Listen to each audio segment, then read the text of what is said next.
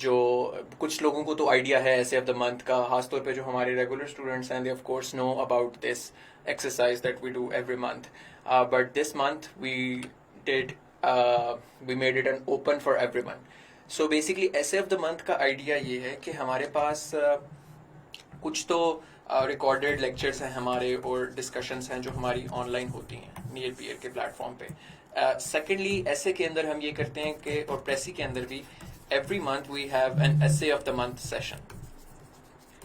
In the essay of the month session, what we do is that students अपने अपने assess, अपनी अपनी scripts तैयार करते हैं. एक महीना पहले उन्हें हम ऐसे दे देते हैं और तकरीबन 2 हफ्ते या 3 हफ्ते हम हर महीने के शुरू में हर स्टूडेंट को एक टॉपिक दे देते हैं. उस टॉपिक पे तमाम स्टूडेंट्स खुद अपना ऐसे तैयार करते हैं और ग्रुप में शेयर करते हैं. डिफरेंट स्टूडेंट्स, इंस्ट्रक्टर से फीडबैक भी लेते हैं, हमारी टीएस भी उस पर फीडबैक देते हैं, सारे एक दूसरे को फीडबैक देते हैं. और उस 2-2.5 हफ्ते की डेडलाइन के बाद then we have a live session. उस लाइव सेशन में फिर जो इंस्ट्रक्टर है, which in this case is I am the instructor, तो मैं फिर उसके बाद क्या करता हूँ कि आई डिस्कस द कंप्लीट ऐसे कि ये एस्पेक्ट्स हैं ऐसे के जो कवर होने चाहिए. और वो तमाम स्टूडेंट्स अपने स्क्रिप्ट्स के साथ अपने टॉपिक को, अपने ऐसे को इवेलुएट करते हैं. दे check what problems they're having, where they're lagging, and I also tend to explain के common mistakes क्या थी जो मैंने scripts देखी उनके अंदर. So that's the concept of the essay of the month. This session is going to be slightly longer than generally जो हमारा essay of the month का session होता है. उसकी एक वजह ये कि recently we've had a few queries.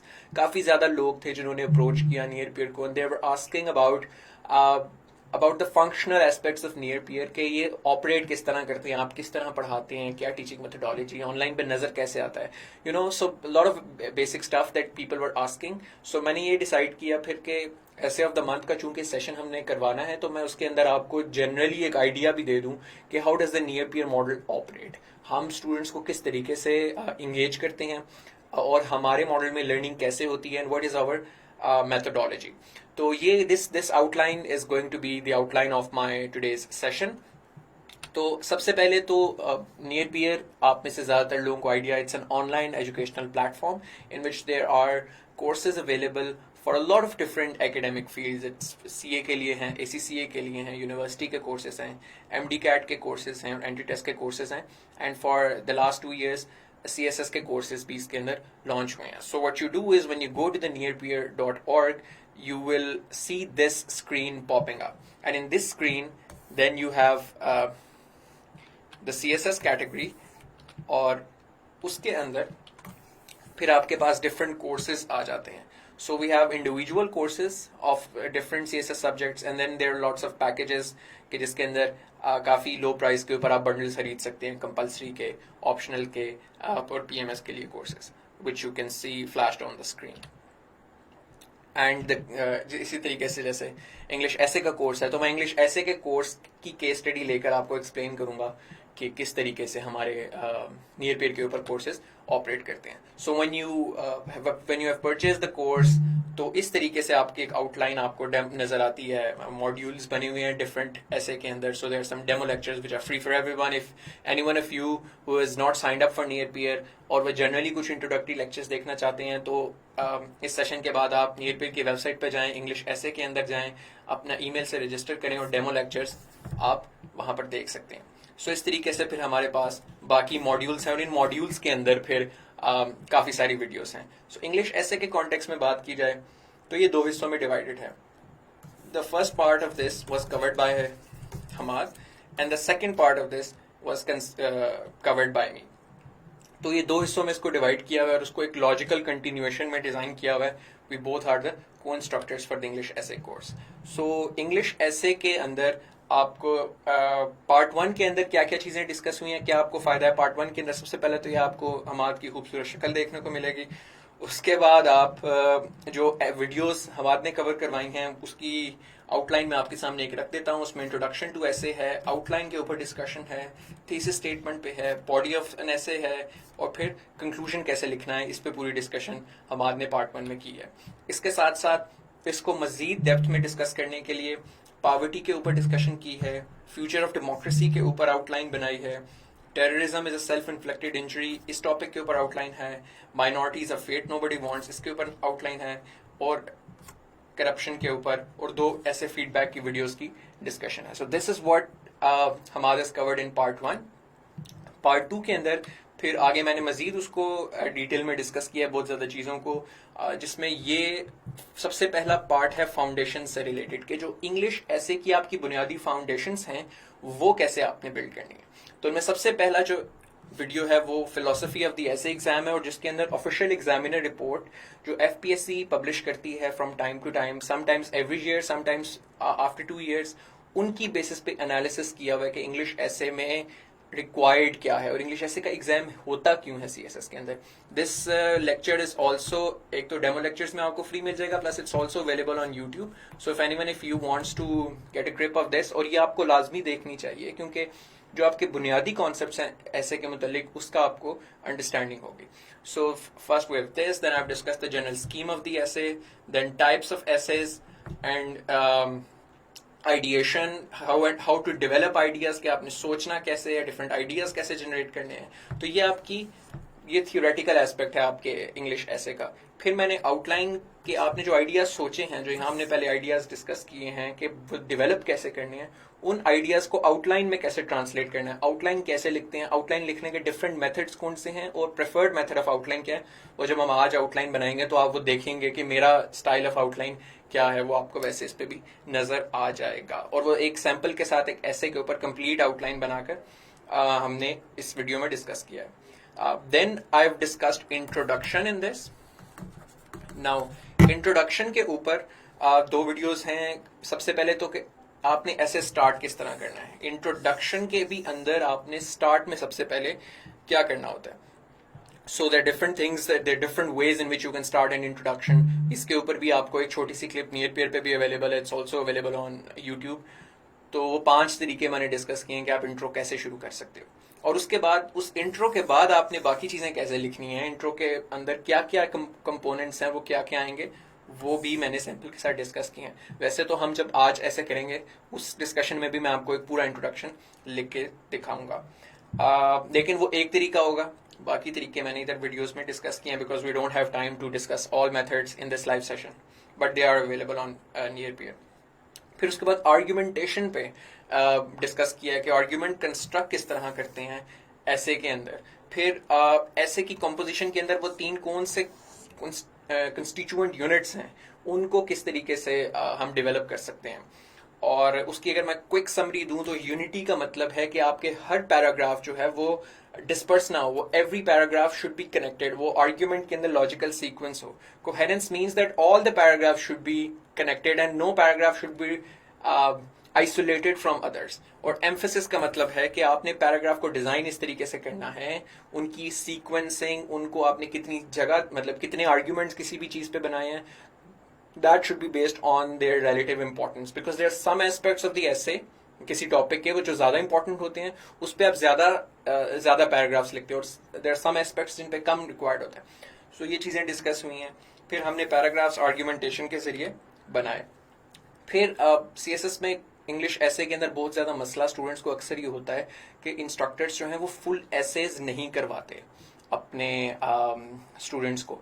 तो अब उसको केटर करने के लिए मैंने ये डिसाइड किया था कि मैं कंप्लीट एसेज खुद लिख के 100% ऐसे लिख के शेयर करूंगा. So what I did was कि अभी तक जो मैंने फुल एसेज करवाए हैं अपने स्टूडेंट्स को नियर पीयर पे, जो लेक्चर्स में मौजूद हैं, video lecture series near peer की, वो 6 हैं, जिनमें से 3 इशू बेस्ड ऐसे हैं और 3 आर्ग्यूमेंटेटिव ऐसे हैं, जो कि आप देख सकते हैं. Climate change threats and solutions, crisis of good governance in Pakistan, global power direction, dynamics in Pakistan foreign policy. Argumentative के अंदर when gold rusts what shall the iron do, when life throws lemons make lemonade, और violence is the last refuge of the incompetent. ये 6 ऐसे अभी तक मैं करवा चुका हूं जो वीडियो लेक्चर्स में मौजूद हैं, and we are constantly updating these as well. And this is separate from the essay of the month, जिस तरह हम अभी एसे ऑफ द मंथ का सेशन करें. नियर पीयर पे आपकी वेबसाइट है, उसकी एप्लीकेशन भी अवेलेबल है, so people can use both. और इस तरीके से you'll have like a YouTube similar to YouTube feature where you'll have a video and different video lecture series available. अब कुछ काफ़ी लोग पूछते हैं कि क्योंकि लोगों ने ज़्यादा लेक्चर्स अटेंड नहीं किए होते, डेमो लेक्चर्स चूँकि बहुत ज़्यादा अवेलेबल नहीं है, सो लॉट ऑफ पीपल आस्क के किस तरीके से नज़र आता है, किस तरह से आप लोग करते हो कवर अपने कंटेंट में। तो आई पेस्टेड सम स्क्रीनशॉट्स। जैसे मैं जब आउटलाइन कवर करवाता हूँ तो आउटलाइन के हर टॉपिक पे प्रेजेंटेशन स्लाइड्स होती हैं, उसके ऊपर हमने आउटलाइन बनाई। पैराग्राफ इसी तरीके से पूरा पैराग्राफ जो है वो करवाया। ठीक है, और ये भी एक एग्जांपल है कि कैसे डिफरेंट चीज़ें हम उसमें कवर करते हैं। ये देखें, आगे से इंट्रोडक्शन लिखवाया हुआ है इसके अंदर। अब कुछ यूनिक फीचर्स हैं जो हमने नियर पेयर पे ऐड किए हैं, specially with respect to the English essay course to enhance the learning of our students. तो उसमें मैंने 4 चीज़ें की हैं। उनमें सबसे पहले तो ये कि वोकेबलरी बढ़ाने के लिए स्टूडेंट्स की, कि उनकी वोकैब का बहुत मसला होता है, उन्होंने कॉन्स्टेंटली अपनी वोकैब को ऐसे के साथ साथ अपडेट करना होता है। तो उसमें ये किया है कि जो भी मुश्किल अल्फाज होते हैं उनको रेड से कलर किया हुआ है, ताकि आप जब वो स्क्रीन पे आपके सामने आए, आप सबसे पहले उस मुश्किल लफ्ज का मतलब देखें। इसके साथ साथ हम ये भी ऐड कर रहे हैं कि ऐसे के शुरू में और एंड पे हम एक क्विज ऐड करेंगे, जिसमें जितने मुश्किल अल्फाज ऐसे के अंदर मैंने यूज किए हैं, लिखे हैं, उन सब का एक क्विज होगा, ताकि आपकी वोकेबलरी भी साथ साथ बिल्ड होती जाए। दूसरा, आर्ग्यूमेंट को बेहतर करने के लिए, एक तो ये कि मैंने थ्योरी में हर बात समझाई थी कि आर्ग्यूमेंट पैराग्राफ शुरू किस तरह करते हैं, एंड किस तरह करते हैं, उसमें क्या क्या एस्पेक्ट्स होते हैं, क्या क्या चीजें आती हैं, लेकिन मैं हर पैराग्राफ के साथ एक्सप्लेन करता हूं कि वो चीज है किधर। जैसे ये मैंने बताया कि यहाँ पर साइन पोस्टिंग की हुई है, यहाँ पर आर्ग्यूमेंट को इंट्रोड्यूस किया हुआ है, यहाँ उसको लॉजिकली कनेक्ट किया हुआ है टॉपिक के साथ। इसी तरह हर आर्ग्यूमेंट के अंदर बताया कि इस आर्ग्यूमेंट में लॉजिकल रीजनिंग यूज हुई है, एग्जांपल्स और फैक्चुअल डेटा यूज हुआ है, ताकि स्टूडेंट्स आहिस्ता आहिस्ता कस्टम ही इतना हो जाएंगे, उन्हें समझ आ जाए इन डेप्थ में आर्ग्यूमेंटेशन की सारी फिलोसफी। उसके साथ जो चौथी इंपॉर्टेंट चीज है जो स्टूडेंट्स को बहुत तंग करती है, वो है कंटेंट। कि कंटेंट कैसे हम जनरेट करें, कैसे अपडेट करें। तो उसके अंदर सबसे पहले मैंने इसके अंदर भी 3 तरह की चीजें की। सबसे पहले तो जो मुश्किल थोड़े से टेक्निकल टॉपिक्स हैं जिसपे कंटेंट रिक्वायर्ड है, तो उसमें मैं प्री रेक्विजिट सोर्सेज शेयर कर देता हूँ। So before you watch my lecture, मेरी शुरू वाली स्लाइड्स में जैसे ये एग्जाम्पल है क्लाइमेट चेंज वाले ऐसे, सो मैंने multiple, as you can see, sources share किए हैं which everyone should watch before the start of my lecture. ठीक है, इसी तरह फिर जो विद इन आर्ग्यूमेंट, सो अगर मैंने कोई पैराग्राफ के अंदर कोई इन्फॉर्मेशन शेयर की है, तो उसके ऊपर भी मैं एडिशनल यूट्यूब वीडियोस या रीडिंग्स साथ अटैच कर देता हूँ, ताकि स्टूडेंट्स का in depth comprehensive content develop होता जाए। तो तीसरी चीज ये कि हम हर लेक्चर के एंड पे एक थीम रखता हूं और उस थीम के ऊपर कुछ रिसोर्सेज शेयर करता हूं, ताकि जनरल चीजों पे, this is not related to, for instance ये क्लाइमेट चेंज का ऐसे था, लेकिन जब ये मैंने एंड किया तो उसके एंड पे मैंने ये 4 रिसोर्सेज शेयर किए। तो इस तरीके से मैं डिफरेंट रिसोर्सेज हर लेक्चर सीरीज के, हर लेक्चर के एंड पे शेयर करता हूं। उससे ये होता है कि स्टूडेंट्स का डिफरेंट एस्पेक्ट्स के ऊपर ऑटोमेटिकली कंटेंट अपडेट होता जाता है। और मैं ये चूज भी इस कॉन्टेक्स्ट में करता हूँ जो मुझे लगता है कि ओवरऑल एसेस से जनरली जो आ रहे हैं उनके कॉन्टेक्स्ट में इंपॉर्टेंट है। और आखिरी चीज हम ये करते हैं कि क्विजेज और एमसीक्यूज ऐड करते हैं, खासतौर पे वो उस तरह के ऐसे के टॉपिक्स जो जिनमें इंफॉर्मेशन जरा ज्यादा रिक्वायर्ड है, खासतौर पे इशू बेस्ड एसेस में। उसमें जो ऐसे पढ़ाने के बाद उसके एंड पे एक क्विज होता है, और वो क्विज बेसिकली जिस तरह की इसका डेमो आपके सामने है, इस तरह के डिफरेंट क्वेश्चंस होंगे, उससे आपकी रिटेंशन और आपका लर्निंग कर्व जो है वो इम्प्रूव होगा।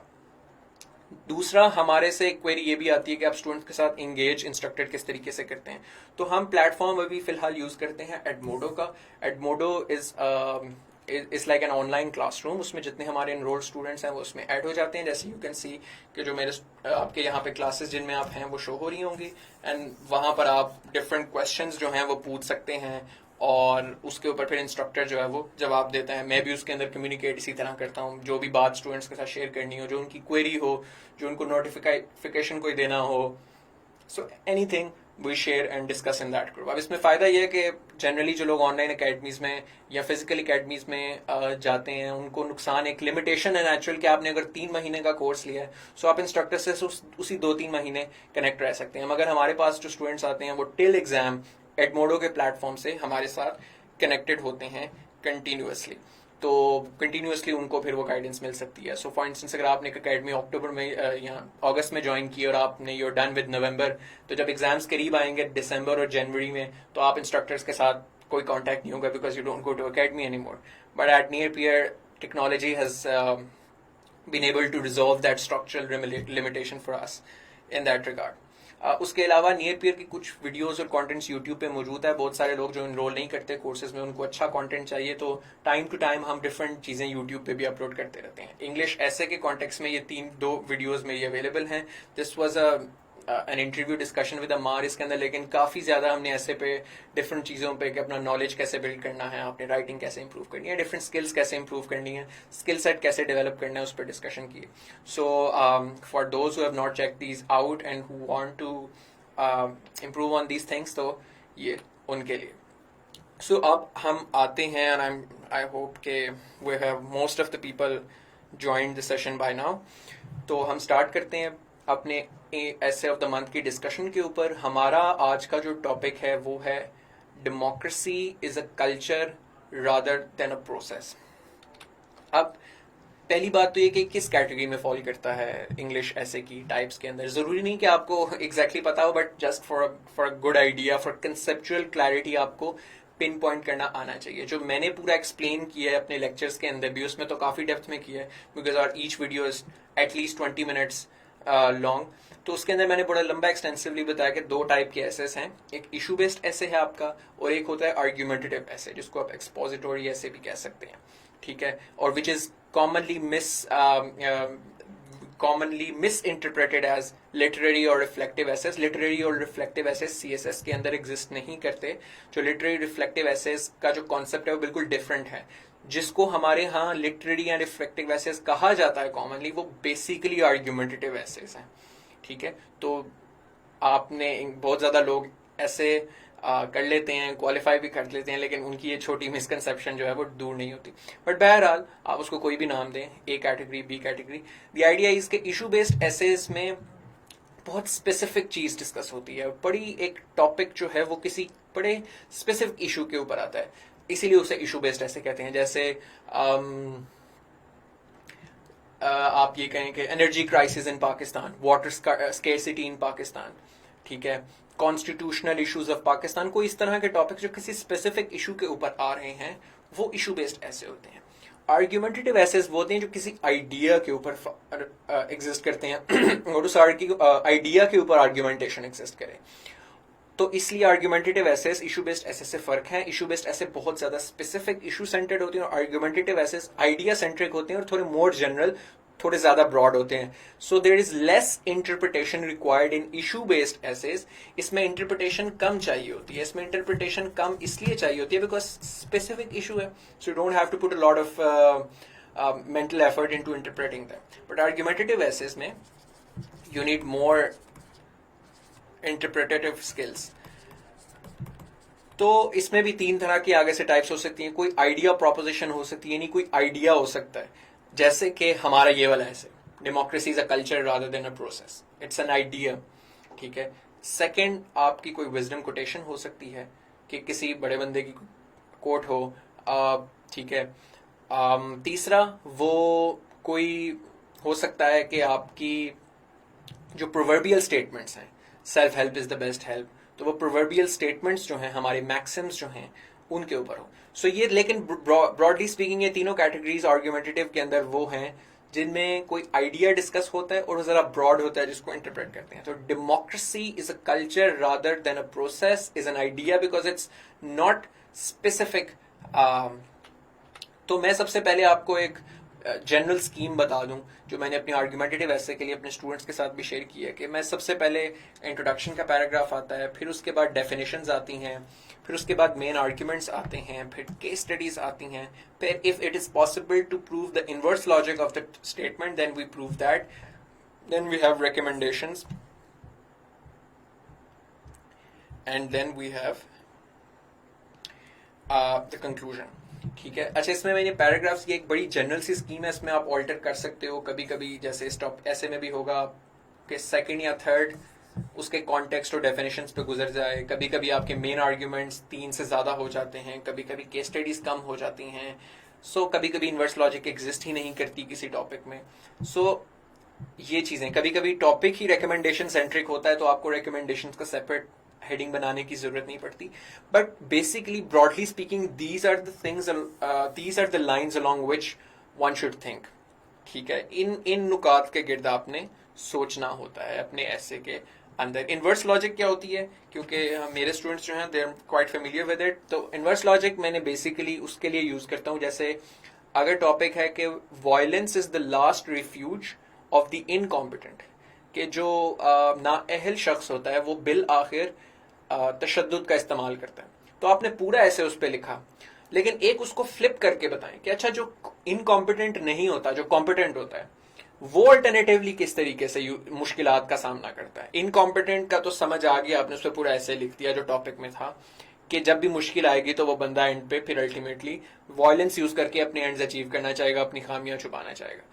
तो अल्टरनेटिवली जो कॉम्पिटेंट है वो क्या करेगा, वो जो पैराग्राफ आप बनाएंगे कि वो निगोशिएशंस करते हैं, वो प्रॉब्लम सॉल्विंग स्किल्स होती हैं, वो आउट ऑफ द बॉक्स तरीके से करने की कोशिश करते हैं, वायलेंस को कभी नहीं करते, वो जो पैराग्राफ है ये इनवर्स लॉजिक है, कि वो टॉपिक की लॉजिक को आप फ्लिप साइड पे भी साबित कर रहे हो। And this is a very good way to prove an argument, prove a case, because आप उस नुक्ते को अपनी दलील को आखिरी हद में जाके साबित कर रहे हैं on the both sides. You are proving the direct side of your logic, you are also proving the flip side of the logic. ठीक है, सो ये बेसिक्स हमने सबसे पहले डिस्कस कर लिए, बेसिक चीजें कुछ कवर कर ली।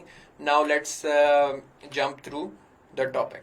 अब सबसे पहले तो ये कि जो आपका पहला पैराग्राफ होगा वो इंट्रोडक्शन से रिलेटेड होगा। मैं पैराग्राफ भी आपको बाद में एंड पे करवाऊंगा, लेकिन इंट्रोडक्शन में आपको एंड पे कराऊंगा, ताकि फर्स्ट वी कवर्ड दी ऐसे, पहले हमने ऐसे को डिटेल में डिस्कस कर लिया हो, तो फिर हम जो है वो इंट्रोडक्शन की तरफ आएंगे।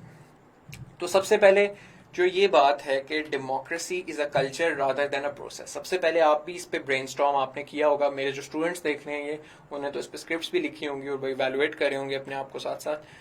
तो उसमें 3-4 मुख्तलिफ चीजों का तज़किरा है। हमने पहले उन लाइंस के गिर्द सोचना है, बड़ा ब्रॉडली सोचते हैं। सबसे पहले आप देखें कि सबसे पहले इसमें बात हो रही है कि जमहूरियत जो है वो बेसिकली एक सकाफत है, सिर्फ किसी एक प्रोसेस का नाम नहीं है, वो एक कल्चरल एलिमेंट है।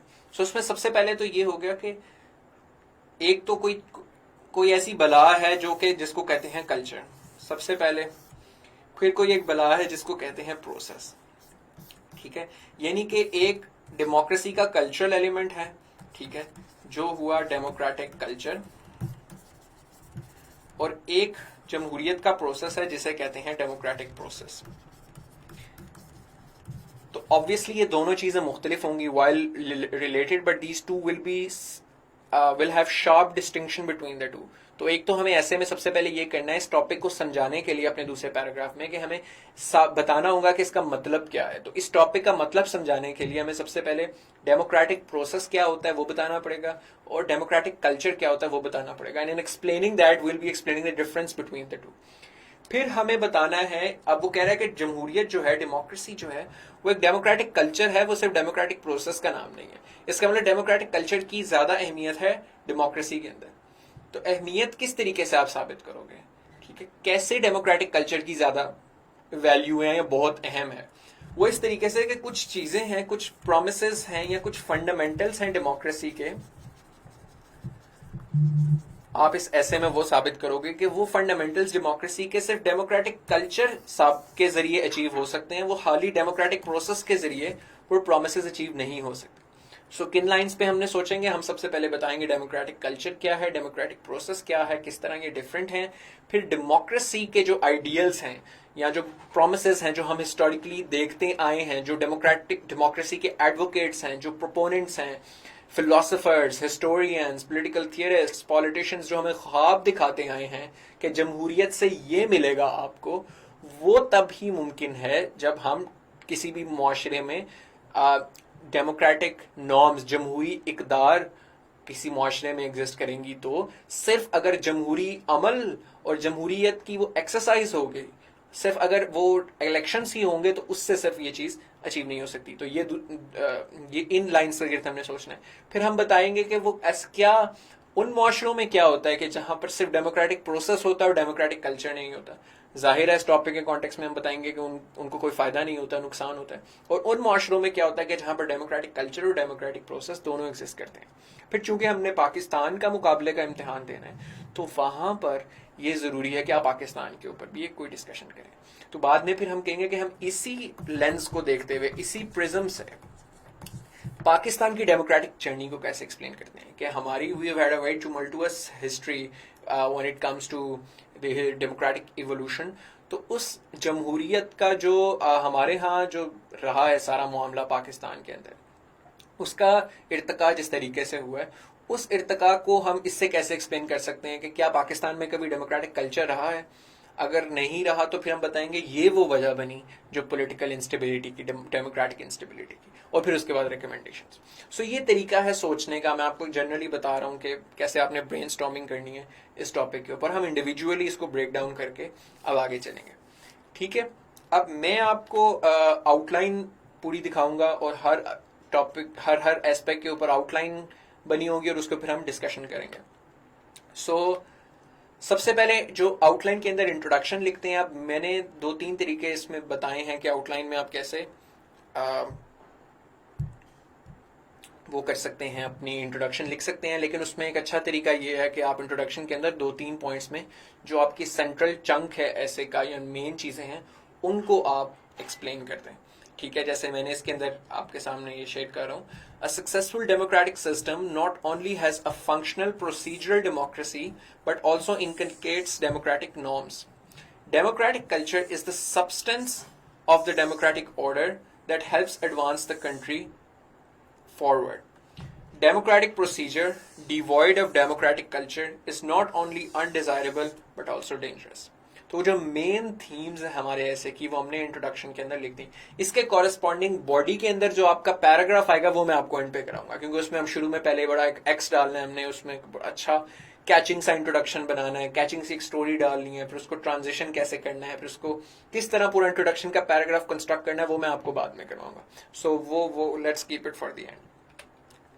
अब सेकंड पैराग्राफ के अंदर हमें टॉपिक का मतलब, टॉपिक एक्सप्लेन करना है हमें, ठीक है। अब उसको एक्सप्लेन करने के लिए हमने इसके अंदर 2 चीजें थी कि एक था हमारे पास प्रोसेस, डेमोक्रेटिक प्रोसेस, और एक हमारे पास डेमोक्रेटिक कल्चर। अब इन दोनों में क्या फर्क है और दोनों क्या चीजें हैं। बेसिकली डेमोक्रेटिक प्रोसेस से मुराद जो हम इस ऐसे में लेंगे वो मुराद है जो जिस प्रोसीजर के जरिए गवर्नमेंट्स पावर एक्वायर करती हैं या जिस तरीके से हुकूमतें बनती हैं, वो एक प्रोसेस है, वो एक निज़ाम है। जैसे कि so basically democratic process is the process by which governments, new governments are formed and old governments are replaced. So it includes election, repeated cycles of elections, the existence of multiple political parties, ठीक है। तो ये जो चीज़ है ये democratic procedure है कि आपके माशरे में मुख्तलिफ सियासी जमातें एग्जिस्ट करती हैं, वो कम्पीट करती हैं इलेक्शंस के लिए, और इलेक्शंस के जो नताइज आते हैं, जो भी प्रोसेस डिसाइडेड है उस प्रोसेस के मुताबिक उनको गवर्नमेंट मिल जाती है। उस गवर्नमेंट बनने के नतीजे में वो कैबिनेट फॉर्म करते हैं। ये प्रोसीजर है डेमोक्रेसी का जो procedural democracy. So that's what constitutes the process of democracy. जो डेमोक्रेसी का कल्चर है वो, और जैसे आपको पता है कि जब भी कल्चर की बात होती है तो कल्चर में खास तौर पर नॉन मटेरियल एस्पेक्ट्स बड़े अहम होते हैं कि क्या इकदार क्या है, आइडियोलॉजी क्या है, सोच क्या है, लोगों के नजरियात क्या हैं, उस पर डिपेंड करता है। सो फॉर इंस्टेंस अगर कोई एक पेट्रियार्कल कल्चर क्या होता है, एक पेट्रियार्कल कल्चर वो होता है कि पिदरशाही के निज़ाम में एक ऐसी इकदार होंगी जो ख्वातीन को स्ट्रक्चरली डिस्क्रिमिनेट करेंगी, ठीक है। उसमें खातून को कम तर समझा जाएगा, उसको बराबर नहीं समझा जाएगा। इस तरह कोई ऑप्रेसिव कल्चर जो भी होगा, एक वायलेंट कल्चर में तशद्दुद किया जाएगा लोगों पे। तो जो डेमोक्रेटिक कल्चर है वो कुछ जमहूरी इकदार के ऊपर बेस करेगा। वो जमहूरी इकदार कौन सी हैं, वो कौन सी वैल्यूज हैं, तो उन्हें जनरली वो प्रोग्रेसिव, तरक्की पसंद आपकी इकदार हैं, जैसे कि टॉलरेंस, पीस, इंक्लूसिविटी, कि आप किसी को भी माइनॉरिटी को या जो डिसइनफ्रेंचाइज्ड ग्रुप्स हैं उनको मार्जिनलाइज ना करो, एक्सक्लूड ना करो, ऑस्ट्रसाइज ना करो, ठीक है। एक्विटी बेस्ड हो कि जो लोग डिसएडवांटेज्ड हैं उनको आप एक्टिव एफर्ट करो मेन स्ट्रीम के बराबर लाने की। मुआशरे में रूल ऑफ लॉ हो, यानी कि मुआशरे में कोई भी बंदा अपने आप को कानून से बालातर ना समझे, हर बंदे अपने आप को एक एक बराबरी की सतह पर रखे, सिविक रिस्पॉन्सिबिलिटी हो लोगों के अंदर, सिविक सेंस हो। ये वो चीजें हैं जो इकदार से ताल्लुक रखते हैं, लोगों की वैल्यूज से ताल्लुक रखते हैं। ये है democratic norms. So democratic process is the process by which people are elected, by which governments are formed, which includes elections, in particular voting, presence of different political parties. And the democratic culture is basically the values which people espouse, the progressive values that people espouse, such as peace and inclusivity. अब इस पे मैं आपको दिखाता हूँ। मेरा idea हमेशा इसके अंदर ये होता है, आउटलाइन के अंदर, कि आपको अपनी स्टेटमेंट को, जो डिफरेंट टॉपिक्स हैं उनको क्वेश्चंस की शक्ल में फ्रेम करना चाहिए, ताकि क्योंकि वो दे मेक द ऐसे look very simple, direct and relevant. तो इसीलिए मैं क्वेश्चंस की शक्ल में रिकमेंड करता हूँ, बट आप डिफरेंट तरीका भी कोई अपना सकते हैं। सो फॉर इंस्टेंस, सबसे पहले, what do the concepts of democratic process and democratic culture entail? So democratic system is composed of two components, process and culture. Democratic process is the way political system chooses and replaces political governments कर लें. It entails periodic cycles of elections, presence of multi-party system, majoritarian form of government कि जो भी majority में होगा वो basically government बनाएगा। ये process का एक हमारा rule है। Then democratic culture stands for progressive values that make political process fair and just. It implies liberty and equality, diversity and equity, tolerance and pluralism, civic sense and rule of law. ठीक है, तो ये अभी तो मैंने आपसे सारी discuss की थी, उसको हमने स्टेटमेंट की शक्ल में आउटलाइन में इस तरह लिख लिया। अब इसके कॉरेस्पॉन्डिंग बेसिकली, चूंकि ये थोड़ी सी, ये ऐसा टॉपिक है कि जिसके अंदर थोड़ी सी एक्सप्लेनेशन शुरू में रिक्वायर्ड है। You need to set parameters, क्योंकि कोई भी बंदा डेमोक्रेटिक कल्चर को कुछ और डिफाइन कर दे तो पूरा ऐसे बदल जाएगा। तो इसीलिए चूंकि आपको शुरू में बड़े सॉलिड बाउंड्रीज खुद लगानी है, आपने खुद बाउंड्री लगानी है कि प्रोसेस क्या है, कल्चर क्या है, तो इसलिए basically you need to spend more time या more space for this. Generally आपका जो एक्सप्लेनेशन का टॉपिक या एक्सप्लेनेशन का पैराग्राफ होता है वो एक ही होता है, इंट्रोडक्शन के बाद वाला, लेकिन इसमें मैंने 2 पैराग्राफ्स में इसको इसलिए डिवाइड किया था क्योंकि इसमें जरा ज्यादा डेप्थ रिक्वायर्ड है। सो आइडियली स्पीकिंग, आपके सेकंड पैराग्राफ में ये वाली दोनों बातें आनी चाहिए और आपकी थर्ड पैराग्राफ में ये वाली बात आनी चाहिए। ठीक है, जिस तरह हमने अभी डिस्कस किया उसी तरह आप इसके ऊपर पैराग्राफ जो है वो लिखेंगे। ठीक है, सबसे पहले हमारे पास ये वाली चीज आ गई। फिर अगला सवाल, सबसे पहले तो हमने एक्सप्लेन कर दिया कि डेमोक्रेटिक कल्चर क्या है, प्रोसेस क्या है और उन दोनों में डिफरेंस क्या है। अगला अहम नुक्ता ये है कि डेमोक्रेटिक कल्चर इतना अहम है क्यों जमहूरी निज़ाम के लिए।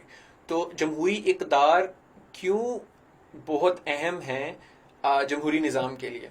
क्योंकि अब तक तो बचपन से, क्योंकि काउंटर इंटुइटिव बात है ना, क्योंकि अब तक बचपन से तो हम यही सुनते आए हैं कि वोटिंग का नाम जमहूरियत है। हर बंदा one man one vote means democracy, that you choose your representatives legislate on your behalf, consent of the people, no taxation without representation, ये सारी चीजें क्लब करें, so that's what a democracy is।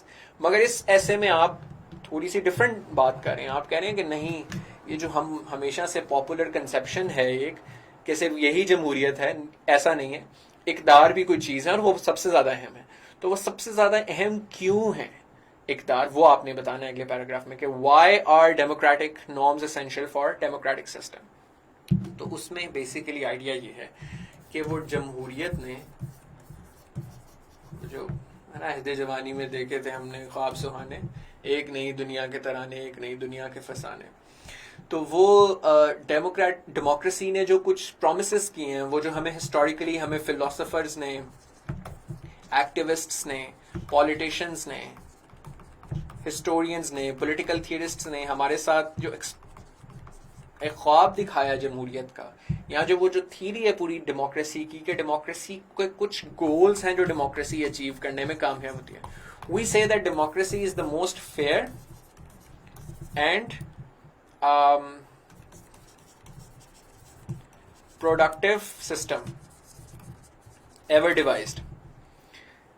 ठीक है, ये सबसे बेहतरीन निज़ाम है जो अभी तक इंसान ने डिस्कवर किया है। जितने ऑल्टरनेटिव्स हैं इसके मुकाबले में वो सारे कमज़ोर हैं, या वो नाकाम हो चुके हैं या वीक हो चुके हैं। इसमें आप वो फ्रांसिस फुकुयामा का एंड ऑफ हिस्ट्री वाला थीसिस भी कोट भी कर सकते हैं, रेफरेंस भी दे सकते हैं, उसको कैजुअली कर सकते हैं इसके अंदर ड्रॉप के जो आइडिया था कि इसके बहुत ज्यादा कंपीटिंग सिस्टम्स फेल कर चुके हैं। Why? Because democracy is the most efficient, most productive and also the most fair principle, most fair forms of most fair way of organizing human societies. It's the most fair way of organizing political systems and structures, right? So हम जब ये कहते हैं कि जमहूरियत ऐसा है, तो फिर हम बताएंगे कि ये जो बातें हम जमहूरियत के मुतालिक सारी करते हैं ये सिर्फ और सिर्फ डेमोक्रेटिक प्रोसीजर से पॉसिबल ही नहीं है अचीव करना। ये तब ही मुमकिन है कि जब आप के मुआशरे के अंदर डेमोक्रेटिक कल्चर या डेमोक्रेटिक नॉर्म्स एग्जिस्ट करें। I am sorry, comments I think were turned of, तो मैंने अभी इन्हें इनेबल किया है, ठीक है। सो अच्छा, तो सबसे पहले तो अब ये बात हो गई कि डेमोक्रेसी का जो गोल्स हैं, जो ऑब्जेक्टिव्स हैं, वो डेमोक्रेटिक कल्चर अगर मौजूद होगा तभी अचीव हो सकेंगे, वरना वो अचीव नहीं हो सकेंगे। सो ये बेसिकली आ गई इसके अंदर। Why is cultural democracy essential for the success of democratic system? The grand promise of democracy, वो क्या है ग्रैंड प्रॉमिस डेमोक्रेसी का? To achieve social peace, economic growth and political freedom for all. यानी जमहूरियत ने ये ख्वाब हमें दिखाया हुआ है, ये उसका ग्रैंड प्रॉमिस है, to achieve social peace, economic growth and political freedom for all. ये जो ग्रैंड प्रॉमिस है, the grand promise of democracy can not be realised through procedural democracy alone and necessitates the development of democratic values as well. ये मुद्दा है basically, ये idea basically इसका सबसे पहले। अब इस पैराग्राफ में फिर आपने जो मैंने भी सारी बातें डिस्कस की हैं वो आप एक्सप्लेन करें, इसको आप बड़े अच्छे तरीके से लिख सकते हैं कि किस तरीके से this is an age-old question that which political system is the best way to organize human societies. This predates all the way back to Aristotle and Plato, to modern world as well. Now we have around almost 2,000 years of political history, but even then we have divided opinion on this issue. However, the evidence suggests that democracy has been the most productive way of organizing governments. Political theorists and political scientists have even told us that all alternative forms of democracy have also failed, be it fascism in the 20th century or communism in the late 20th century.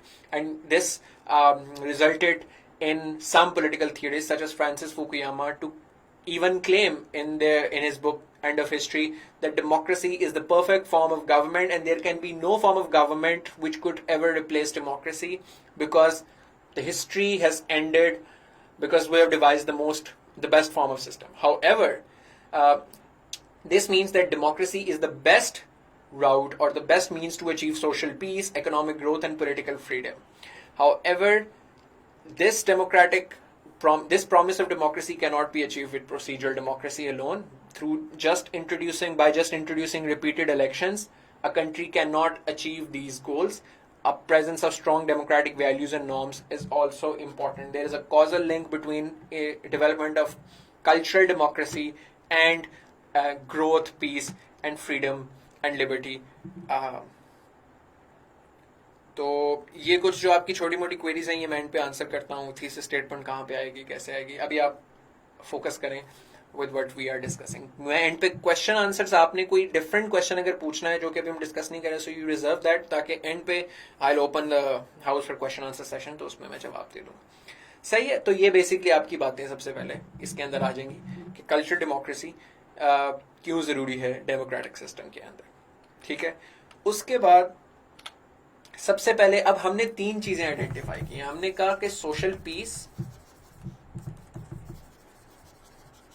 Economic growth और political freedom जो है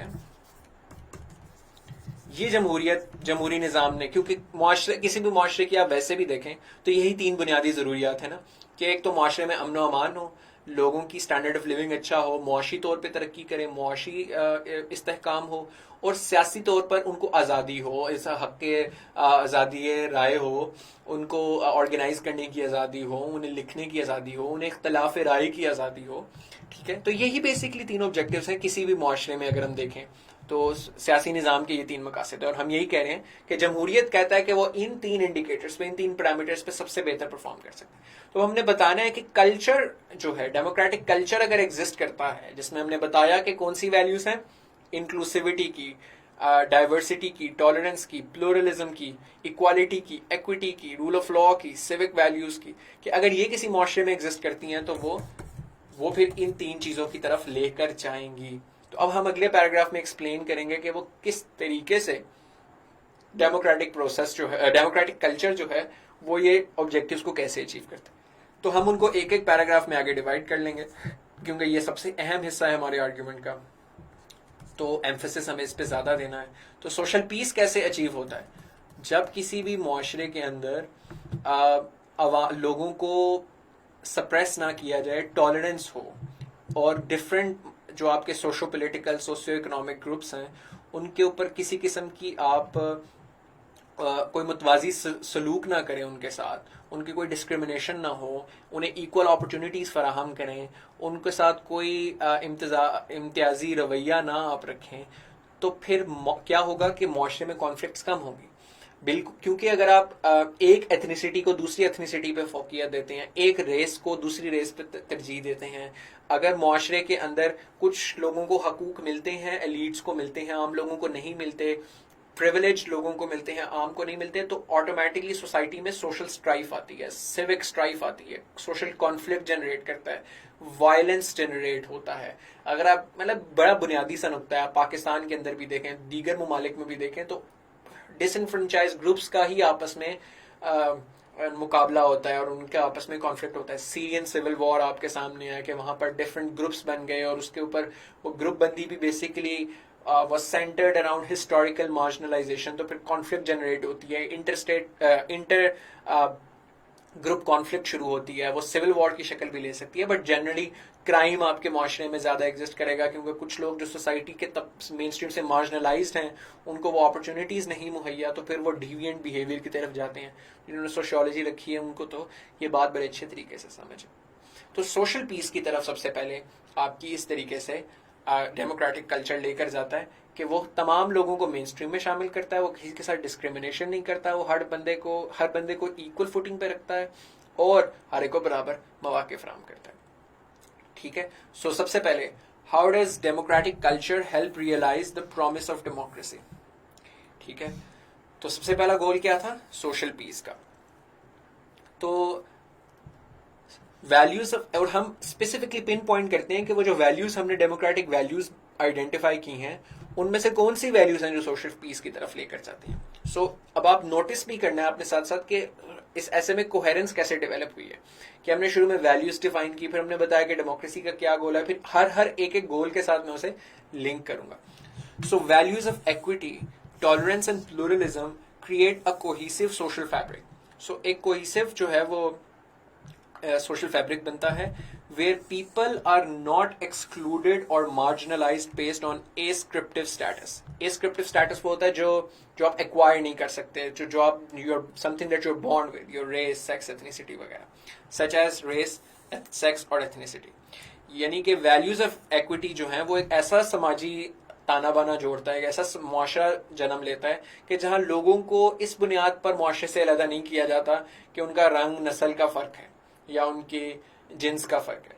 इससे ये होता है, this results in lesser intergroup conflict, greater cooperation and cultural harmony, lesser crime and violence. तो ये चीजें फिर आपकी सोशल पीस अचीव करती हैं। अब इसी को आपने एक्सपैंड करके इस पे पूरा एक पैराग्राफ लिख लिया। इसमें आप वो मर्टन की थीरी भी जो सोशियोलॉजी में यूज होती है, रॉबर्ट के मर्टन की थीरी ऑफ डिवियंस और क्राइम वाली यूज कर सकते हैं। बेसिकली एक ब्रॉड आइडिया भी यूज कर सकते हैं कि क्राइम और इंटरस्टेट कॉन्फ्लिक्ट कैसे मार्जिनलाइजेशन और एक्सक्लूसिविटी के नतीजे में निकलती है, और अगर ज्यादा कोऑपरेशन हो, ज्यादा लोगों को, मोर और more people are included into the mainstream, तो कम से कम मुआशरे में मसाइल होते हैं। तो ये हो गया सोशल पीस। अब उससे अगली चीज हमने दूसरी क्या थी, इकोनॉमिक ग्रोथ। तो ये भी डेमोक्रेसी का एक हमने प्रॉमिस आइडेंटिफाई किया।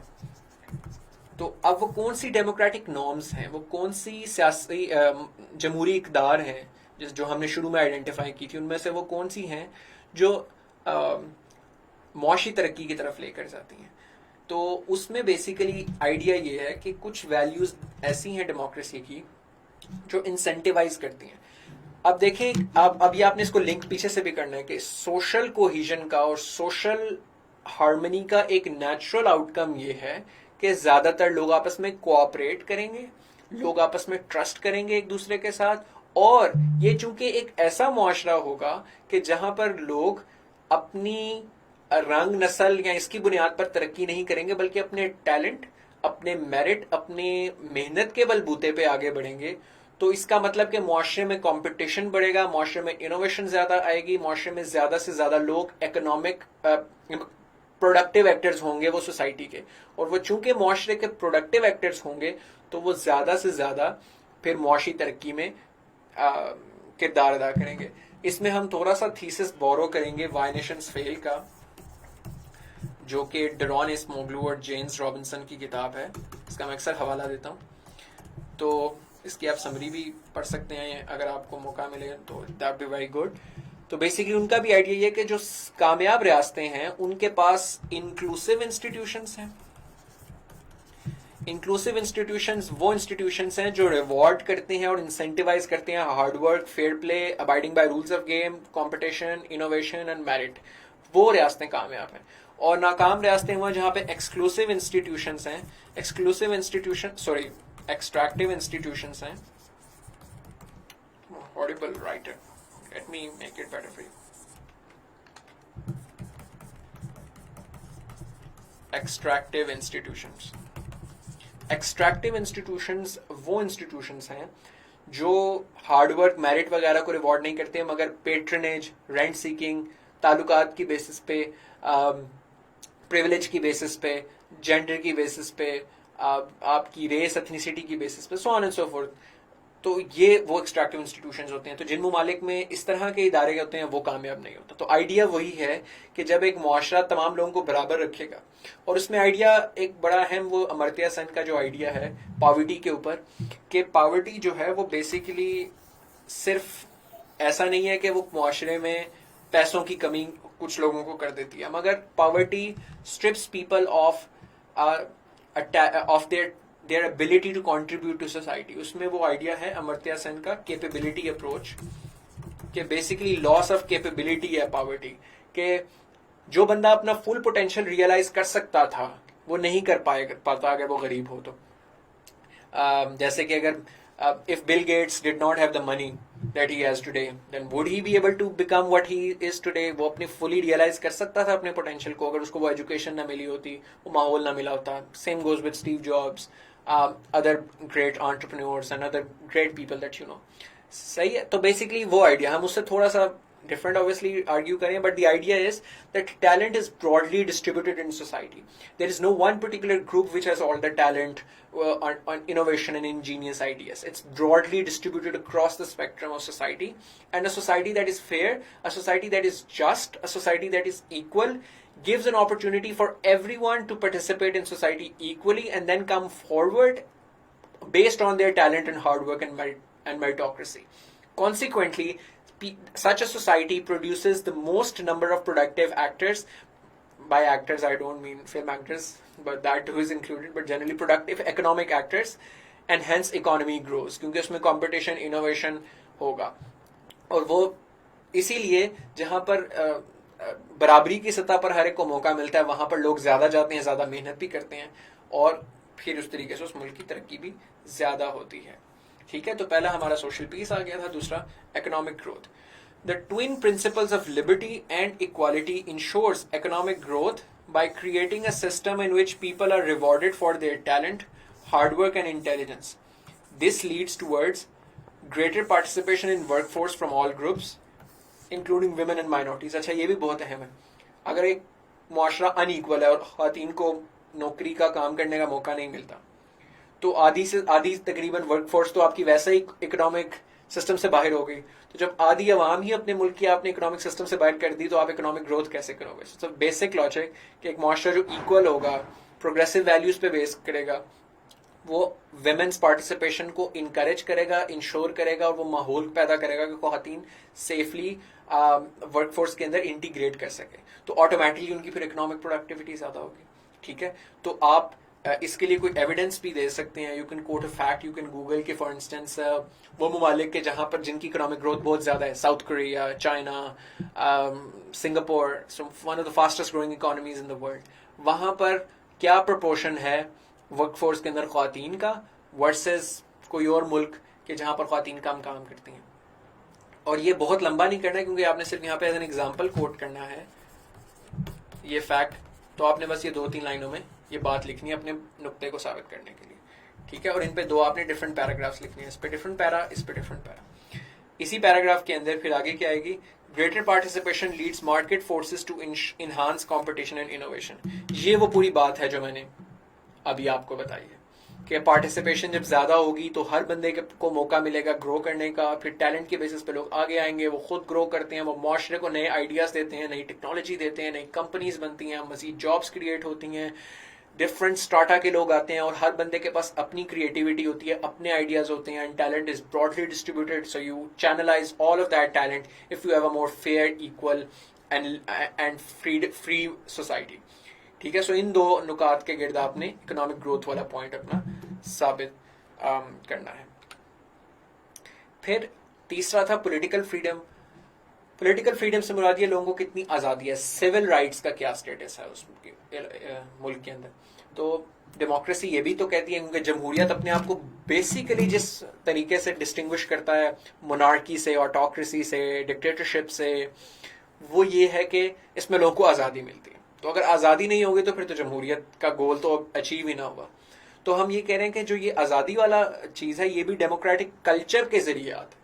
वो कल्चर क्या है, वो ऐसा कल्चर के जहां पर लोग विजिलेंट हो, ठीक है, वो इश्यूज में इंटरेस्ट लें और पार्टिसिपेट करें, ऐसा गवर्नेंस का निज़ाम जो पार्टिसिपेटरी हो, जो कंसेंसस ओरिएंटेड हो, जहां लोगों की पार्टिसिपेशन हो, लोग क्रिटिसाइज करें गवर्नमेंट पे या पावर्स दैट बी पे फॉर डूइंग रॉन्ग, लोग अपनी बात सुनवाएं और मनवाएं। ऐसा मुआशरा जहां पर इसी तरह फिर ऑटोमेटिकली सहाफत की भी आज़ादी होगी, फ्रीडम ऑफ प्रेस, ठीक है, सिविल सोसाइटी ज़्यादा एक्टिव होगी, और अब्यूज ऑफ स्टेट पावर पे वो चेक रखेंगे। तो बेसिकली ये वो सोसाइटी होगी जहां पर लोगों के सिविल राइट्स, लोग खुद भी और रियासत भी उनके सिविल राइट्स को प्रोटेक्ट करेगी। सो सिविल राइट्स जिस सोसाइटी में ज़्यादा प्रोटेक्ट होंगे वहां पर ज़्यादा फ्रीडम होगी, और वहां उस माशरे में आपकी हमेशा ज्यादा आजादी होगी।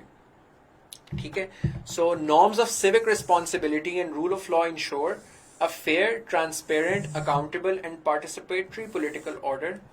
This creates vigilant public, greater press freedom and restraint on the abuse of state power, ताकि रियासत कभी अपने इख्तियार से या रियासती आलाकार जो है वो अपने इख्तियार से कभी ज़्यादा एक्सेस ना करें, लोगों के राइट्स प्रोटेक्टेड रहें। जिन्होंने मुझसे पॉलिटिकल साइंस पढ़ी है उनको तो आइडिया होगा कि हमने कितनी डिटेल में डिस्कस किए हैं कि there are so many like political system evolve इस तरीके से किया है दुनिया में, या उसका गोल ही ये रहा है to how to check the abuse of state power. ठीक है, सो ये बेसिकली अब वो सेंट्रल आर्ग्यूमेंट्स थे जो आपने सबसे पहले दे दिए कि ये किस तरीके से जो डेमोक्रेटिक कल्चर है वो डेमोक्रेसी के जो प्रोमिसेस हैं 3 सबसे अहम, उनको प्रमोट करने में मदद देती है। अच्छा नहीं, I think case study should be separate, उसको आपको सेपरेट करना चाहिए, वो मैं आपको डेमोन्स्ट्रेट भी करता हूँ। तो यहाँ पर आपका 7वां पैराग्राफ इस पे आ गया, 6th पैराग्राफ इस पे आ गया, 5th पैराग्राफ इसके ऊपर आ गया। अब हम बात करेंगे इस आर्ग्यूमेंट को मजीद आगे लेकर जाएंगे। अभी हमने सिंपली बता दिया कि इस तरीके से डेमोक्रेटिक कल्चर डेमोक्रेसी की गोल्स जो हैं उनको अचीव करने में मदद देती है। अब हम इससे आखिरी दर्जे में अपने नुक्ते को लॉजिक को साबित करना चाहते हैं। हम ये बताएंगे कि जो डेमोक्रेटिक कल्चर की एब्सेंस में अगर सिर्फ डेमोक्रेटिक प्रोसीजर एग्जिस्ट करता है तो वो नुकसानदेह होता है। कि अगर आपके किसी मुल्क में सिर्फ इलेक्शंस हैं और इलेक्शंस का निज़ाम है, लेकिन लोगों को इंक्लूड नहीं करते, मार्जिनलाइज करते हो, आप माइनॉरिटीज़ पे जुल्म करते हो, पार्टिसिपेशन नहीं है, सिर्फ एलीट कंट्रोल करती है उस पूरे इलेक्टोरल प्रोसेस को, तो ऐसा निज़ाम जो है वो नहीं चल सकता, ऐसा निज़ाम जो है वो डेमोक्रेसी के गोल्स अचीव नहीं होंगे। ऐसे माशरे में इलेक्शंस तो होंगे, यानी आपका प्रोसीजर और प्रोसेस एग्जिस्ट करता है, लेकिन सोशल पीस, इकोनॉमिक ग्रोथ और पॉलिटिकल फ्रीडम ऐसे माशरे में एग्जिस्ट नहीं करेगी अगर आपके माशरे में डेमोक्रेटिक कल्चर एग्जिस्ट नहीं करता। तो डेमोक्रेटिक कल्चर की एब्सेंस में डेमोक्रेटिक प्रोसेस जो है वो भी बहुत खतरनाक बन जाता है।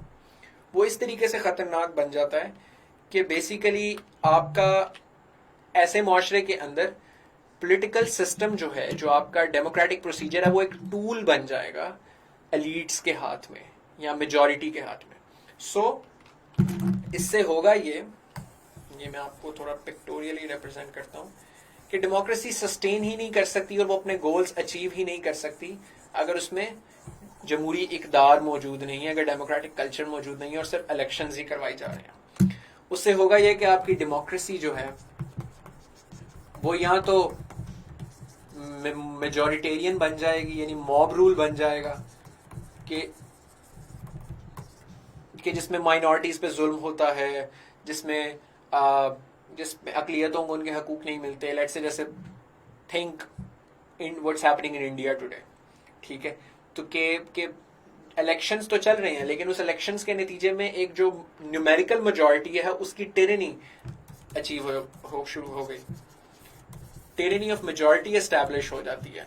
और जब टिरनी ऑफ मेजॉरिटी एस्टैब्लिश होती है तो उससे ना पीस आता है, उसमें सोशल स्ट्राइफ ज्यादा आती है, कॉन्फ्लिक्ट ज्यादा जनरेट होती है। आप इसमें एग्जांपल इंडिया में जो रिसेंटली इश्यूज चल रहे हैं उनकी दे सकते हैं। टिरनी ऑफ मेजॉरिटी आ गई, सोशल पीस डिस्टर्ब हो गया, इकोनॉमिक ग्रोथ नहीं हो सकती ऐसे माशरे में, वायलेंस ज्यादा होगा और लोगों को आज़ादी तो बिल्कुल ही नहीं होगी। दूसरा, ऐसा निज़ाम एक एलिटिस्ट या अरिस्टोक्रेटिक निज़ाम बन सकता है, यानी कि क्योंकि इक्वालिटी नहीं है, प्रिविलेज की बेसिस पर डिविजन्स हैं, तो एलीट कैप्चर हो सकता है कि उसमें जो इलेक्शंस है उसमें हमेशा एलीट्स ही खड़े होते हैं, एलीट्स को ही फायदा होता है। मुल्क में जो कवानीन बनते हैं वो जो उस मुल्क के प्रिविलेज लोग हैं, टॉप 10% लोगों के फेवर में कानून बनते हैं at the cost of the wider societal interest. तो मुआशरे का ओवरऑल बेनिफिट और फायदा नहीं होता, बेसिकली आप कुछ लोगों को, चंद लोगों को फायदा पहुंचाते हैं। तीसरा जो निज़ाम है जमहूरियत का, in the absence of democratic culture, democracy can turn into a populist demagogue. ऐसे निज़ाम के अंदर कोई डेमोगॉग आ सकता है और एक पॉपुलिस्ट लीडर आ सकता है जो लोगों के सेंटिमेंट्स के साथ खेलकर पावर एक्यूमुलेट करके ऑल पावरफुल बन सकता है और वो टिरैनिकल फिगर बन सकता है और वो फिर लोगों को ओप्रेस कर सकता है। ठीक है, तो ये बेसिकली 3 तरीके हैं, ये हमने बात करेंगे कि ये 3 तरीकों से इफेक्ट हो सकती है डेमोक्रेसी, कि जहां पर सिर्फ डेमोक्रेटिक प्रोसीजर एग्जिस्ट करता है लेकिन डेमोक्रेटिक कल्चर वहां एग्जिस्ट नहीं करता। उसके ये 3 कॉन्सिक्वेंसेस हो सकते हैं, ये 3 नताइज हो सकते हैं। So why is procedural democracy dangerous in the absence of democratic culture? ठीक है, in the absence of democratic culture, procedural democracy can morph into one of the following systems. इधर आप may कर लें। Procedural democracy may morph into one of the following systems. It can lead to majoritarianism and rule of mob that persecutes minorities. ठीक है, it can turn into an aristocratic system that works only for the elite fragment of society at the cost of collective interest या wider social interest, wider societal.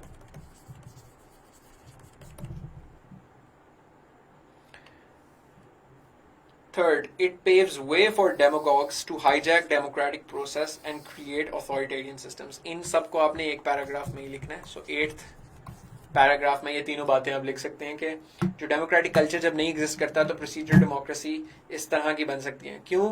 क्योंकि elections का मतलब है कि जो सबसे ज्यादा वोट लेकर आएगा वो जीतेगा, और चूंकि जो सबसे ज्यादा वोट लेकर आएगा वो जीतेगा, और अगर वो जो सबसे ज्यादा मेजोरिटी है उनमें डेमोक्रेटिक वैल्यूज एग्जिस्ट नहीं करती, वो इक्वालिटी में बिलीव नहीं करते, वो डाइवर्सिटी में बिलीव नहीं करते, वो प्लूरलिज्म में बिलीव नहीं करते, वो एक्विटी में बिलीव नहीं करते, वो लोगों को बराबर ट्रीट करने में बिलीव नहीं करते, वो इक्वल अपॉर्चुनिटीज में बिलीव नहीं करते, तो वो ऐसे लोगों को वोट करेंगे जो उन मेजोरिटी को सिर्फ फायदा पहुंचाए, और ऐसे कवानीन उस मुल्क में पास होंगे जो सिर्फ मेजोरिटी को फायदा पहुंचाए और माइनॉरिटीज को नुकसान पहुंचाए। ऐसे मुआशरे ऑटोमेटिकली, यानी लॉजिकल रीजन है ना कि डेमोक्रेसी में मेजोरिटेरियन लोग ही जीतने हैं, मेजोरिटी काउंट करती है। लेकिन अगर वो मेजोरिटी रिग्रेसिव है, वो मेजोरिटी प्रोग्रेसिव नहीं है, रिग्रेसिव उनकी सोच है, उनकी वैल्यूज रिग्रेसिव है, वो हकारत की निगाह से देखते हैं माइनॉरिटीज को या डिफरेंट ग्रुप्स को, तो फिर उसका मतलब कि वो पॉलिटिकल सिस्टम जो है, वो जो मुल्क के कवानीन है, democracy will be used as a tool,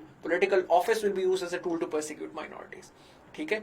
या अगर कोई ये नुक्ता हो सकता है। दूसरा एक ये हो सकता है कि अगर एक नॉन पार्टिसिपेटरी कैरेक्टर है, इंक्लूसिविटी नहीं है, एक्विटी नहीं है मुआशरे में, तो ये भी हो सकता है कि जो एलीट्स हैं सोसाइटी के, फाइनेंशियल एंड पॉलिटिकल एलीट, वो डेमोक्रेसी के सिस्टम को हाईजैक कर लें। हर दफा जेरीमेंडरिंग ऐसे करके इलेक्टोरल बॉर्डर्स डिजाइन हो कि बस हमेशा वो लोग जीते हैं, जैसे लॉबिंग होती है, लॉबिंग करके और फिर अपनी मर्जी के कवानीन पास करवाएं, ऐसे कवानीन पास करवाए जाए जिनसे उनका, उनकी इंडस्ट्रीज का, उनकी फर्म्स का, उनके इंटरेस्ट का फायदा हो, चाहे उससे अवाम का नुकसान हो। ठीक है? Think about the recent political scandals that have happened in Pakistan where it has been alleged that some people benefit at the cost of other। ठीक है? तो ये इसके अंदर आ जाएगा। और आखिरी ये कि जैसे अब अमेरिका में आप देखेंगे how populism has been particularly on the rise and how with the election 2016 elections in particular, तो डेमोगॉगी जो है वो अलाउ करती है फिर लोगों को टू बिकम ऑथोरिटेरियन। अच्छा, इसमें बहुत एक अच्छा आर्टिकल है, ये मैं अपने पोलसाई के स्टूडेंट्स के साथ शेयर किया था, Plato's tyrant, rise of Donald Trump. So basically उसमें प्लेटो की फिलॉसफी के थ्रू एक्सप्लेन किया हुआ कि किस तरीके से डोनाल्ड ट्रंप का जो राइज है या पॉपुलिज्म का rise more broadly can be explain from Plato's thesis. तो ये वॉक्स का आर्टिकल है, ये आप लाजमी पढ़ें, उसमें उससे आपको ये वाला पॉइंट बहुत अच्छी तरह क्लियर हो जाएगा। ठीक है? तो ये पूरे इन तीनों चीजों को मिलाकर आपका एक पैराग्राफ आ गया, 8वां। अब हमने साबित कर लिया अभी तक आर्ग्यूमेंटेटिवली, अभी तक हमने कोई एग्जाम्पल ज्यादा कोट नहीं की, कोई हमने दुनिया की कोई मिसाल नहीं दी, हमने थियोरेटिकली साबित किया, और हर ऐसे में ऐसे ही करना चाहिए आर्ग्यूमेंटेटिव एसेस में। थियोरेटिकल आर्ग्यूमेंट्स हमने सबसे पहले दिए हैं अपने नुक्ते को साबित करने के लिए।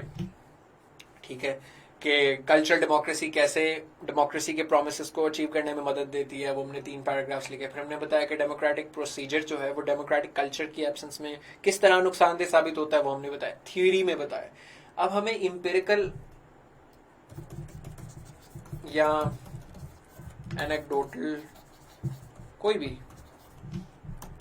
एविडेंस देना है, हमें अपनी बात को साबित करने के लिए कोई ठोस सबूत देना है, वो हम मिसालों के जरिए, केस स्टडीज के जरिए बेसिकली देते हैं। मेरे जो तरीकाकार है ऐसे में, उसमें हम फिर केस स्टडीज देते हैं, तो 2 या 3 केस स्टडीज या 2 केस स्टडीज, जो भी आपके पास टाइम उसके हिसाब से आपने मैनेज करना है। प्रैक्टिस के साथ आहिस्ता आहिस्ता खुद ही आपको पता चल जाता है कि आप कितनी मैनेज कर सकते हैं। तो फिर हमने केस स्टडी से साबित करना है कि जो हमने ये बातें की हैं, ये हिस्ट्री में या कंटेम्प्रेरी टाइम्स में क्या वाकई ऐसा हुआ है, क्या हमें किसका एविडेंस मिलता है। तो सबसे पहले तो हम इसमें एविडेंस देंगे एडोल्फ हिटलर का। So in the aftermath of World War 1, Germany after losing war became Weimar Republic, और वाइमार रिपब्लिक में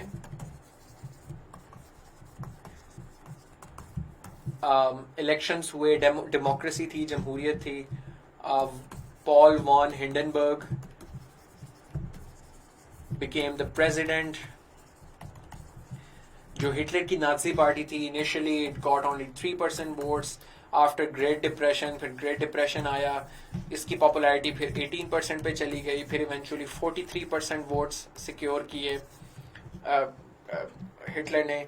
उसके बाद हिंडनबर्ग ने हिटलर के साथ अलायंस किया, हिटलर को चांसलर बनाया इन द होप कि वो उसकी जो पॉपुलर वोट बेस है उसको यूज कर सकता है। Later Hindenburg died in and there was a fire in the parliament and Hitler used his demagogy to flare people up, और बेसिकली उसने कैपिटलाइज किया ऑन the fear and nostalgia and the anger of the German people to turn them, और basically उसने एक popular support base create की। और जो हिटलर का सबसे पहली लॉ था जिसके जरिए हिटलर ने सबसे ज्यादा पावर्स एक्वायर की थी, डिक्टेटोरियल पावर्स एज चांसलर जो हिटलर ने एक्वायर की थी, वो था enabling act. This act was passed in the parliament, जिसमें से 444 वोट्स मिले थे in favour and I think 83 against, इसी तरह। यानी इतने ज्यादा वोट्स फेवर में थे हिटलर को डिक्टेटोरियल पावर्स देने के, यानी डेमोक्रेटिक प्रोसीजर के जरिए। तो हम ऑब्वियसली हम ओवर सिंप्लीफिकेशन करते हैं, रिडक्शनिस्ट एनालिसिस होता है, क्योंकि ऐसे में तो हम एक पैराग्राफ में बात करें तो हम सिर्फ चेरी पिक करते हैं इन्फॉर्मेशन किसी भी टॉपिक पे या किसी भी इशू पे जो हमारे थीसिस को सपोर्ट कर रही होती। तो इसी तरह हम भी चेरी पिक कर रहे हैं हिटलर की मिसाल से। तो हम ये इन मिसालों से, इन इंस्टेंसेस से स्टोरी क्रिएट करेंगे एक पैराग्राफ में और साबित करेंगे कि हिटलर का rise was due to procedural democracy. मगर चूंकि जर्मन सोसाइटी में उस वक्त डेमोक्रेटिक कल्चर एग्जिस्ट नहीं करता था, डेमोक्रेटिक नॉर्म्स एग्जिस्ट नहीं करते थे, एक मिलिटरिस्टिक सोसाइटी थी या एक रिग्रेसिव सोसाइटी थी, माइनॉरिटीज को ब्लेम किया जाता था, ज्यूज को ब्लेम किया गया, antisemitism was on the rise, ठीक है। दूसरी माइनॉरिटीज रोमा, जिप्सीज, जेहोवाज विटनेसेस, उनको परसिक्यूट किया जाता था। तो डेमोक्रेटिक कल्चर एग्जिस्ट नहीं करता था, लेकिन डेमोक्रेटिक प्रोसीजर एग्जिस्ट करता था इलेक्शंस का। That made it possible for demagogues and autocrats like Hitler to rise to power through manipulation, political and emotional manipulation, और वोट्स के जरिए। और वो जो डेमोक्रेसी का ऑर्डिनरी प्रोसीजर है, पार्लियामेंट में कानून के जरिए उसने वो डिक्टेटोरियल पावर्स हासिल की। अगर डेमोक्रेटिक कल्चर एग्जिस्ट करता है उस मुआशरे में, तो उसकी पार्लियामेंट में, तो कभी भी ये एक्ट पास ना होता और हिटलर को कभी इतनी पावर ना मिलती। तो सबसे पहले ये, what is the anecdotal evidence available to support the thesis? The absence of democratic values in the German society allowed Adolf Hitler to acquire absolutist power through a legitimate democratic process. ठीक है, उसने democratic process के जरिए हासिल की power. He ended up orchestrating one of the largest genocides in human history. ठीक है, तो ये सारी बातें जो हमने अभी डिस्कस की हैं पैराग्राफ में लिखेंगे। इसके लिए कुछ सोर्स ये मैंने आपको दो आपके साथ शेयर किए हैं। This is a TED Ed video on YouTube and this is an article which explains how Hitler became powerful.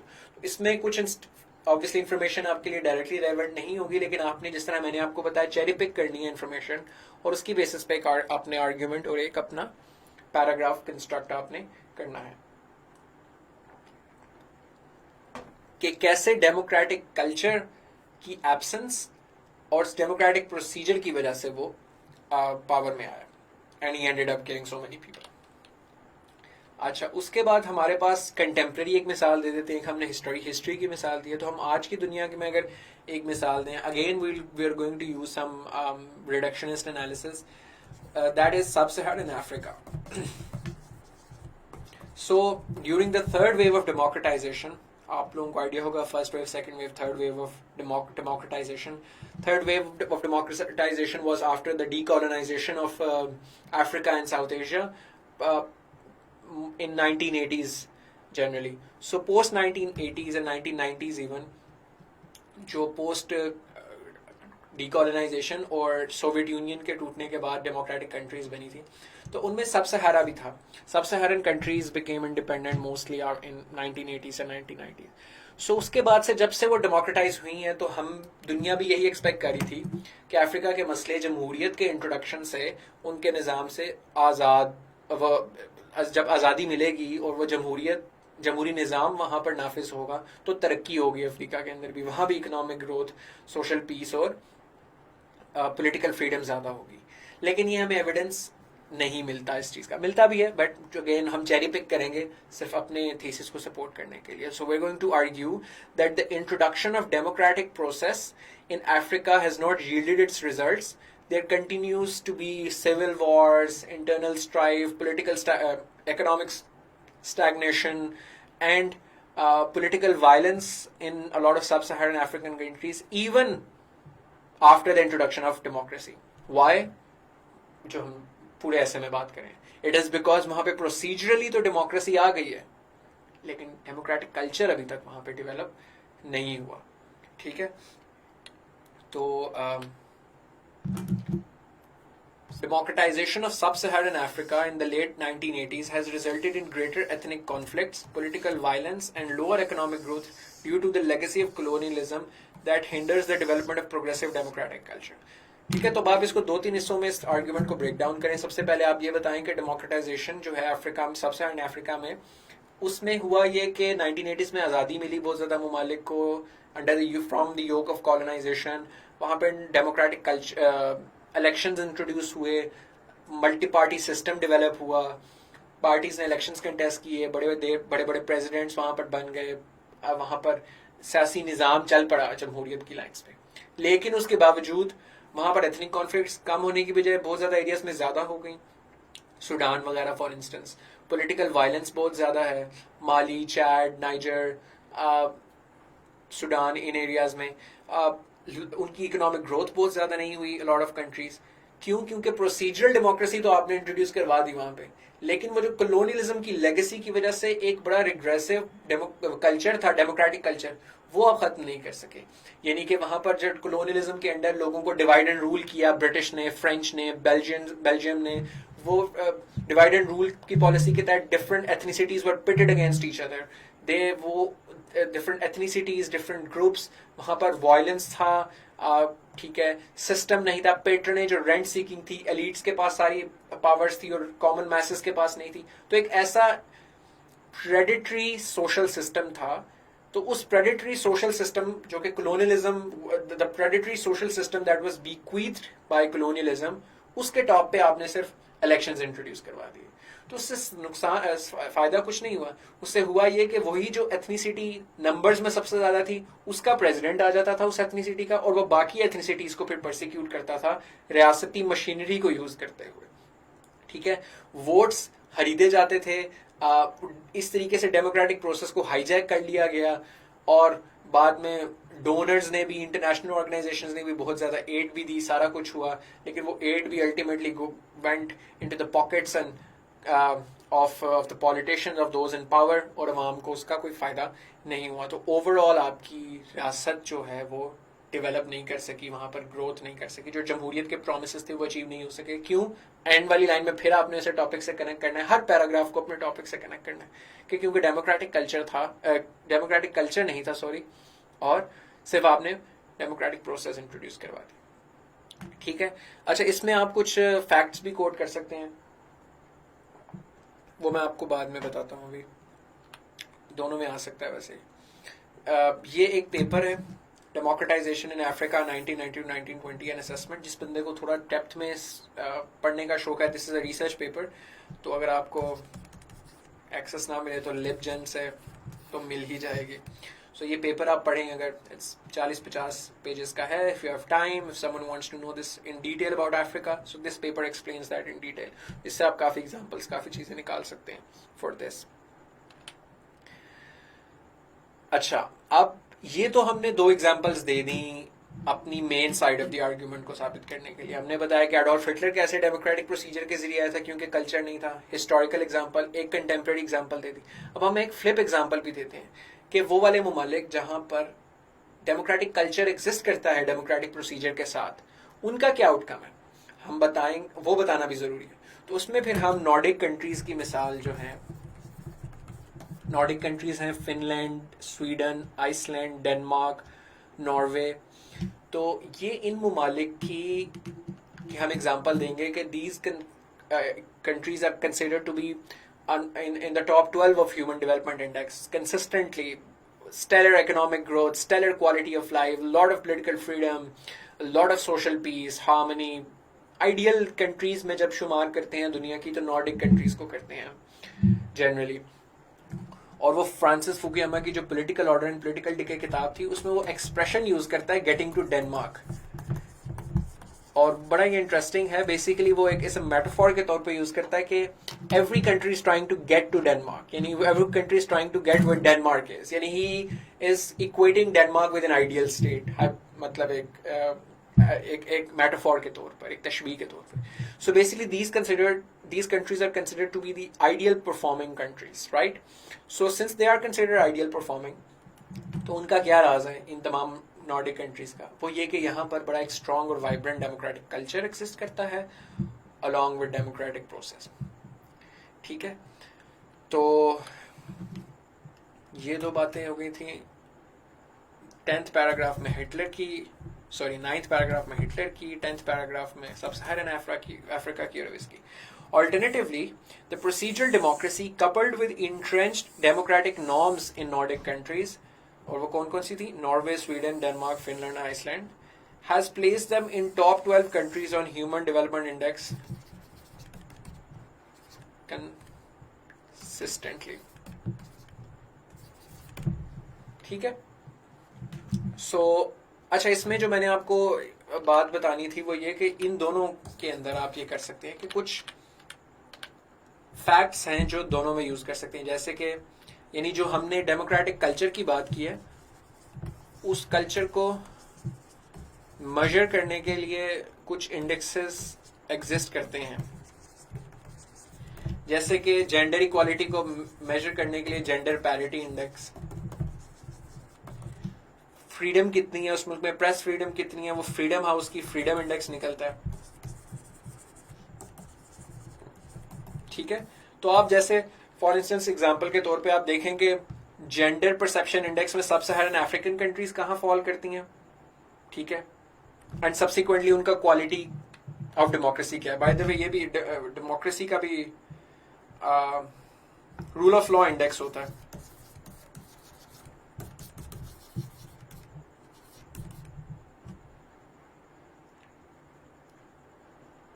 ठीक है, तो आप बेसिकली इक्वेट कर सकते हैं कि जिस मुल्क का जेंडर इंडेक्स, अफ्रीकन कंट्रीज का जेंडर इंडेक्स लो होगा, फ्रीडम इंडेक्स लो होगा, रूल ऑफ लॉ इंडेक्स पे वो लो होंगे, तो वो ऑटोमेटिकली क्वालिटी ऑफ डेमोक्रेसी भी उनकी बहुत वीक है। ठीक है, यानी ये चीजें कम है, और फिर आप उधर से जीडीपी देखें उनकी कितनी है या ओवरऑल इकोनॉमी का साइज क्या है, तो आपका ये बड़ा स्ट्रॉन्ग फैक्चुअल आर्ग्यूमेंट बन जाएगा कि ये बात इस चीज से साबित होती है कि जेंडर प्रायोरिटी इंडेक्स में सब सहारन अफ्रीकन कंट्रीज इस नंबर पे रैंक करती हैं, फ्रीडम इंडेक्स के मुताबिक इधर करती हैं, रूल ऑफ लॉ पे इंडेक्स इधर करती हैं। और ये कोई कोइंसिडेंस नहीं है कि इसमें लो रैंक करते हुए वो इकोनॉमिक ग्रोथ उनकी बहुत कम है, जीडीपी उनकी सिर्फ इतनी ग्रो कर रही है, वायलेंस बहुत ज्यादा है, और ये सारी चीजें हैं। तो यानी कि जो हमने डेमोक्रेटिक आइडियल्स हैं उनसे हमने फिर डायरेक्ट कंपैरिजन कर लिया। उसी तरह जब आप इनकी बात करेंगे नॉर्डिक कंट्रीज की, वहां आप शो करेंगे किस तरह जेंडर पैरिटी इंडेक्स में वो बहुत ऊपर हैं, फ्रीडम इंडेक्स में बहुत ऊपर हैं, रूल ऑफ लॉ में बहुत ऊपर हैं, और इसके रिजल्ट में वो फिर जीडीपी और एचडीआई वगैरह भी उनका बहुत ऊपर है, ह्यूमन डेवलपमेंट इंडेक्स में भी उनकी काफी ऊपर रैंकिंग है। So very strong factual argument भी आपका इसके अंदर आ जाएगा। तो ये आपका कुछ एडिशनल सोर्सेस हैं इसके ऊपर कुछ समझने के लिए। They're also the happiest countries according to human happiness index, तो ये आप कुछ इन सोर्सेस को कंसल्ट कर सकते हैं। तो ये बात हो गई, अभी तक हमने अपनी आर्ग्यूमेंट को तमाम एंगल से साबित कर दिया कि कैसे डेमोक्रेटिक कल्चर जो है वो नेसेसरी है और एसेंशियल है for the success of a democracy. फिर उसके बाद हमने साबित किया कि डेमोक्रेटिक कल्चर की एब्सेंस में डेमोक्रेटिक प्रोसीजर इवन नुकसानदेह है। फिर हमने उसको 3 केस स्टडीज के जरिए साबित किया। अब हमने इसको पाकिस्तान के साथ रिलेट करना है। तो अब हम 1-2 पैराग्राफ पाकिस्तान पे लिखेंगे। सो पाकिस्तान के ऊपर आप बताएं कि पाकिस्तान की हिस्टोरिकली बड़ी एक ट्रबल्ड और चेकर्ड सी हिस्ट्री रही है, अप्स एंड डाउन आते रहे हैं, रिपीटेड मार्शल लॉज लगते रहे। उसकी वजह क्या है कि हमारे यहाँ भी एक डेमोक्रेसी को प्रोसीजरली इंट्रोड्यूस करवाया गया। हमारे यहाँ भी जमहूरी इक़दार कभी फरोग नहीं पा सकी, वो इंट्रेंच नहीं हो सकी हमारे वैल्यू सिस्टम में, हमारे इंस्टीट्यूशंस में जमहूरी इक़दार नहीं रही। क्यों? क्योंकि हमारे यहाँ नॉन पार्टिसिपेटरी गवर्नेंस स्ट्रक्चर है, feudal. There is a nexus between urban industrialist and rural feudal elite, जो इनका एक नेक्सस जो है वो टॉप डिसीजन मेकिंग है। तो इसकी वजह से एक non participatory exclusionary political system generate हुआ। ठीक है, so because of this we have a system जहां पर एक non participatory exclusionary political system है जो इंक्लूसिव नहीं है, जिसमें डेमोक्रेटिक कल्चर नहीं है। फिर होता क्या है कि उसकी वजह से ओवरऑल स्ट्रेंथ ऑफ डेमोक्रेसी और क्वालिटी ऑफ डेमोक्रेसी आपकी वीक हो जाती है। मैंने ये क्राइसिस ऑफ गुड गवर्नेंस वाले में भी काफी डिटेल में एक्सप्लेन किया था। How does the aides explain Pakistan troubled political journey, यानी ये जो हमारा मैक्सिम है, ये जो हमने अभी जो टॉपिक है हमारा, वो कैसे एक्सप्लेन करता है पाकिस्तान की ट्रबल्ड पॉलिटिकल जर्नी को। One of the key factors that have created a tumultuous democratic order in Pakistan is the failure of state and civil society to establish a vibrant culture of democracy in the country. और ये रियासत की सतह पर भी और civil society की सतह पर भी। पाकिस्तान अनडेमोक्रेटिक पॉलिटिकल कल्चर, कि हमारा जो पॉलिटिकल कल्चर है वो अनडेमोक्रेटिक है। क्यों? क्योंकि it's non participatory, elitist and exclusionary. कर लें आप एक्सक्लूसिविस्ट की जगह एक्सक्लूजनरी।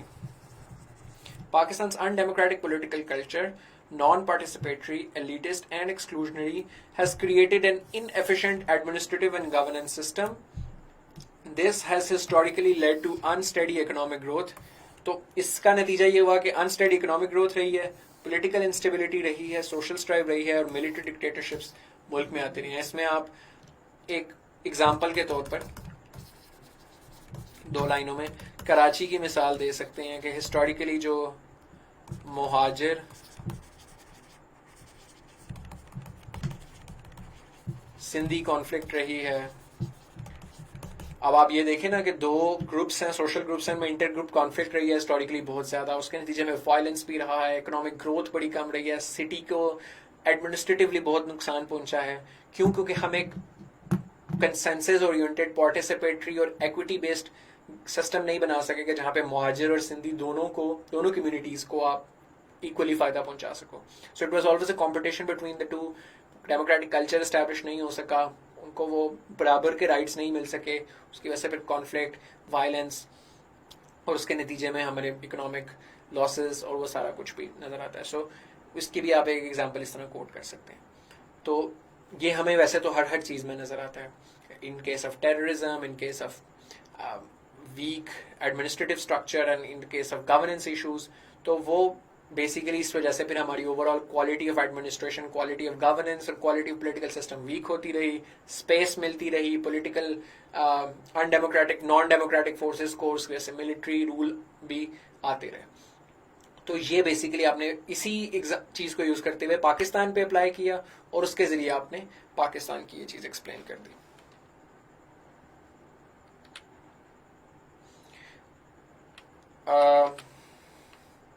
आगे अब आपने बात करनी है रिकमेंडेशंस पे।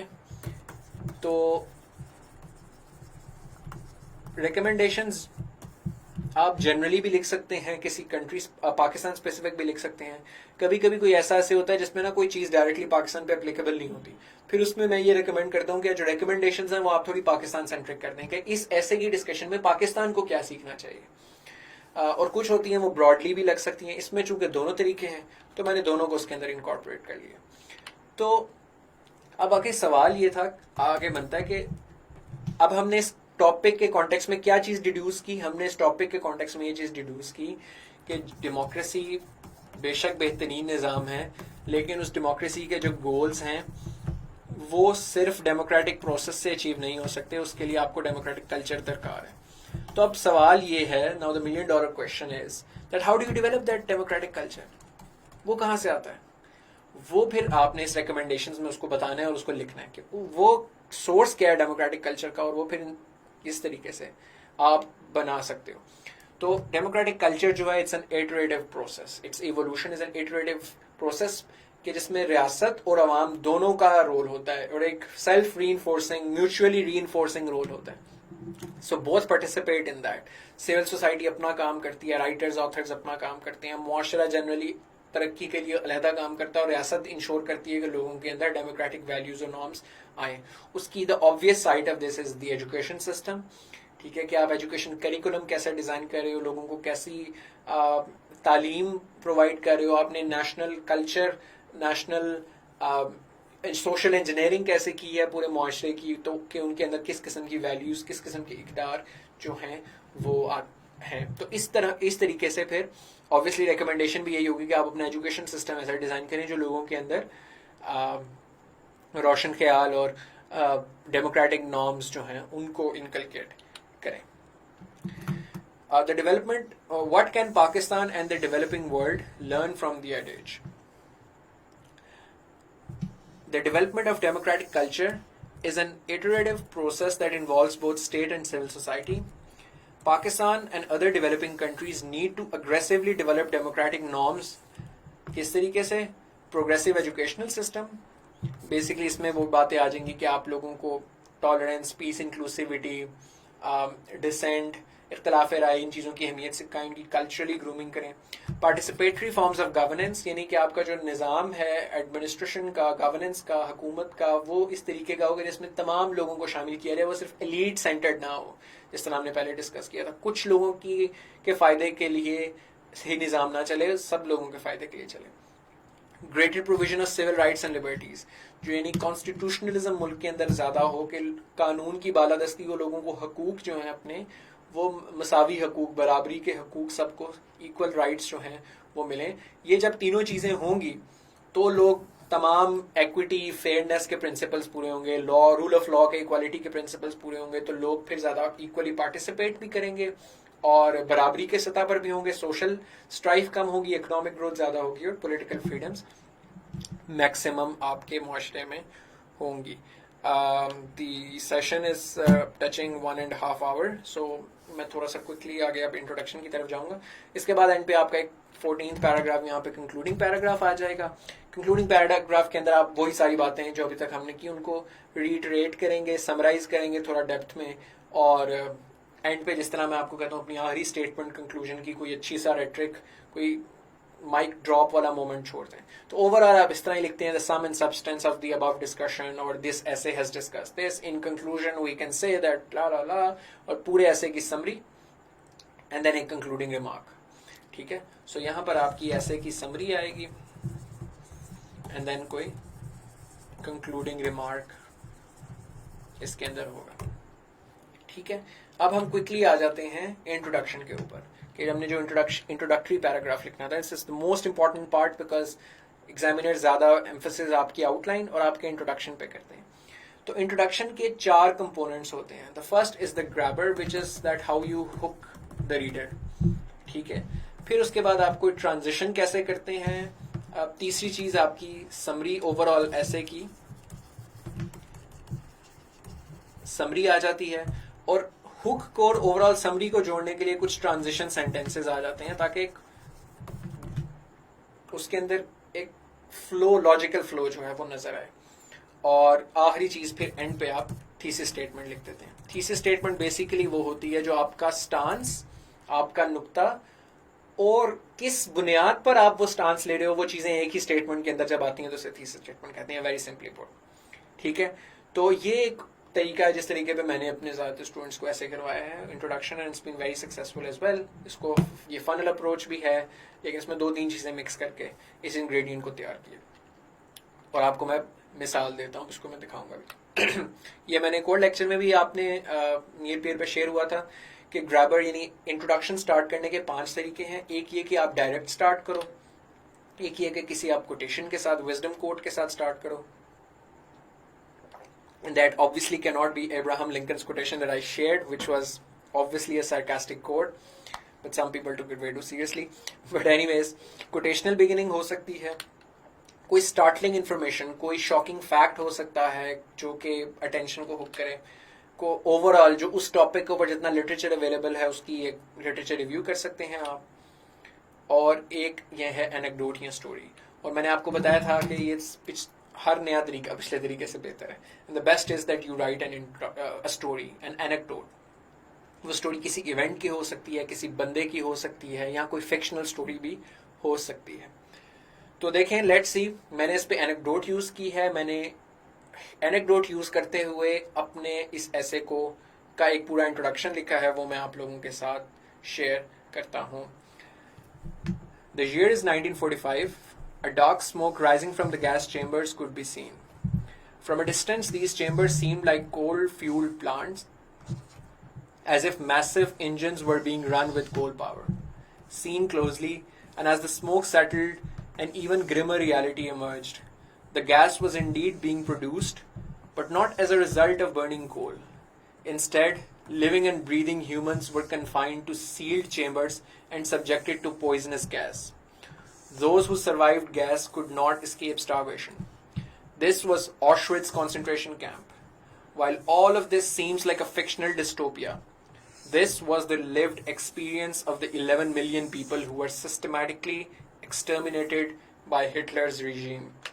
So you see कि ये था ग्रैबर जिसने हुक किया अटेंशन को। तो ये देखेंगे एग्जामिनर ये जब देखेगा और इंट्रोडक्शन के अंदर वो सबसे पहले देखेगा इस तरह की कोई चीज, बाकी उन्हें डायरेक्ट स्टार्ट किया होगा कि जी जमहूरियत भी है, डेमोक्रेसी फलाना टमकाना, लेकिन इस तरीके से किसी ने स्टार्ट किया तो ऑटोमेटिकली साइकोलॉजिकली एग्जामिनर की आपने अटेंशन हुक कर ली और आपने डिफरेंट भी बना लिया अपने आप को इससे। But you should only follow this practice if you have good command over language, over grammar, but particularly language और लिंग्विस्टिक कमांड अगर आपकी अच्छी है और आपकी क्रिएटिव एबिलिटीज अच्छी हैं, आप you can develop that over time as well. मैंने तो अपने तकरीबन हर ऐसे में दिखाया हुआ है, एनेक्डोट लिखी हुई है जितने भी मैंने ऐसे नीयर पे करवाए हैं, और दूसरे मेथड्स भी बताए हैं कि अच्छा एनेक्डोट के अलावा जो हैं वो इस ऐसे पे कैसे हो सकता है। तो सबसे पहले ये ग्रैबर हो गया, who were systematically exterminated by Hitler's regime.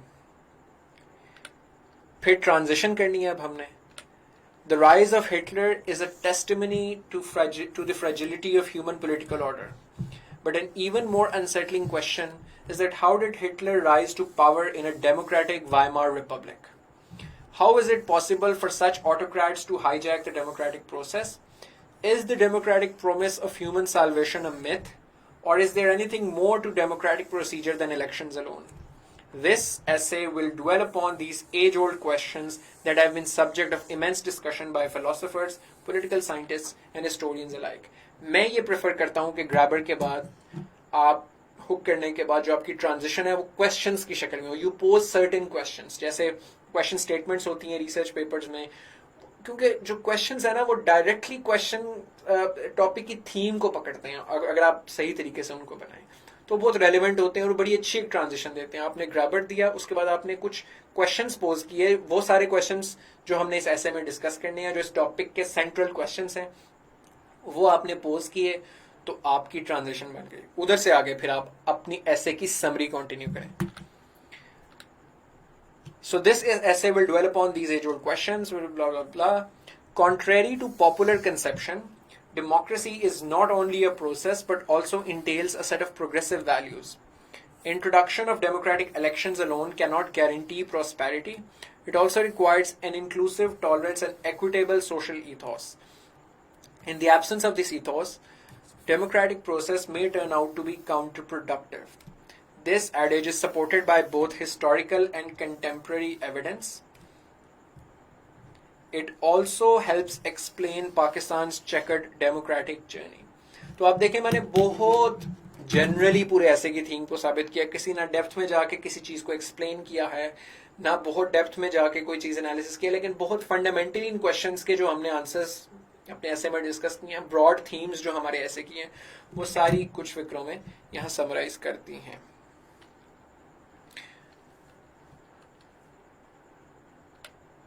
फिर उसके बाद हम थीसिस लिखेंगे एंड पे। Thus, although electoral procedure is important, the success of democratic system depends upon its ability to inculcate democratic values of tolerance, inclusivity, equity and rule of law. ठीक है, तो ये एक कॉम्प्रिहेंसिव इंट्रोडक्शन, और introduction थोड़ा सा लंबा होता है, आप 1-1.5 सफे का इंट्रोडक्शन आराम से लिख सकते हैं, जिसमें सबसे पहले आपने ग्रैबर लिखा ऑडियंस को हुक करने के लिए, ट्रांजिशन फिर की, फिर क्वेश्चंस की शक्ल में फिर समरी लिखी और फिर थीसिस।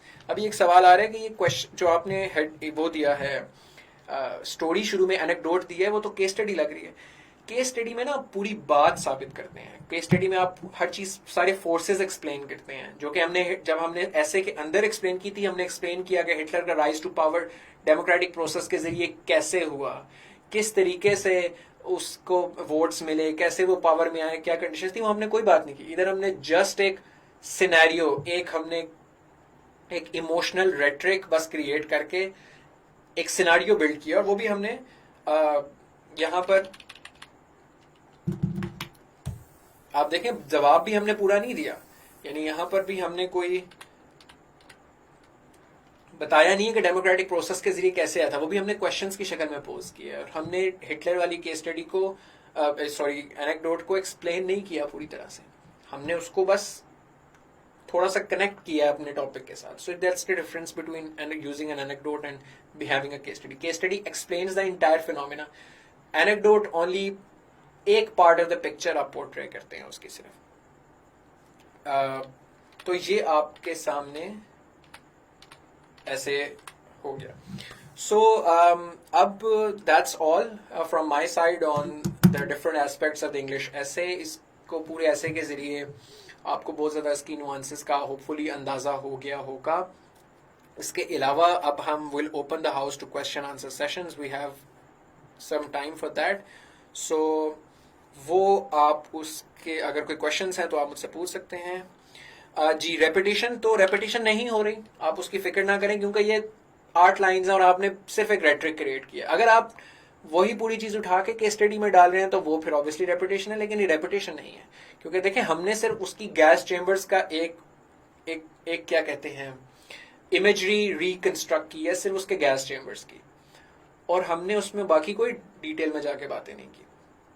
और हमने वो केस स्टडी के अंदर बहुत डिटेल में हर एस्पेक्ट को कवर किया, तो वो रेपिटेशन नहीं है। उसमें आप एक चीज ये नोटिस भी करें कि देखें जब मैंने हिटलर की एग्जांपल दी है तो मैं एक क्वेश्चन ट्रांजिशन में इससे रिलेटेड डालूंगा ताकि वो इससे कनेक्ट हो जाए, क्योंकि मैं अगर यहाँ हिटलर रिजीम से यहाँ शुरू करता that and the most important question या the most unsettling question is that, sorry यहां से शुरू करता, is the democratic promise of human salvation a myth, is there anything more to democratic process। अगर मैं यहां से शुरू करता और ये वाला पार्ट ना डालता बीच में, ये कट कर देता, तो ये कोई कनेक्शन नहीं था लगना कि यहाँ आपने हिटलर की रिजीम की बात की, एकदम आप आगे चले गए। तो इसलिए 2 सवाल या 3 सवाल हिटलर की रिजीम को टॉपिक के कॉन्टेक्स्ट में कनेक्ट किया है कि डेमोक्रेटिक वाइमार रिपब्लिक में हिटलर कैसे पावर में आया, ऑटोक्रेट्स जनरली ऑटोक्रेट्स कैसे हाईजैक करते हैं, तो specific to general to overall theme of the essay पे शिफ्ट किया है।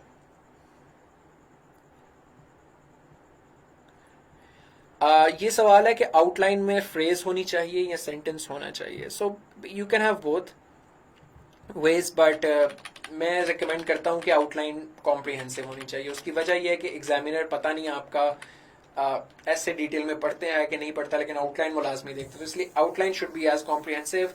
ऑल्सो एग्जामिनर रिपोर्ट्स में भी लिखा हुआ है कि लोगों की आउटलाइंस कॉम्प्रिहेंसिव होनी चाहिए। So what I do is कि जो मेन एस्पेक्ट्स हैं आप उनको स्टेटमेंट की शक्ल में लिखें, और अगर कोई उनकी सब पॉइंट हैं तो उनको आप फ्रेजेस की शक्ल में लिख लें, मगर जनरली आई वुड रिकमेंड कि आप स्टेटमेंट्स की शक्ल में ही या स्टेटमेंट्स की शक्ल में लिखें।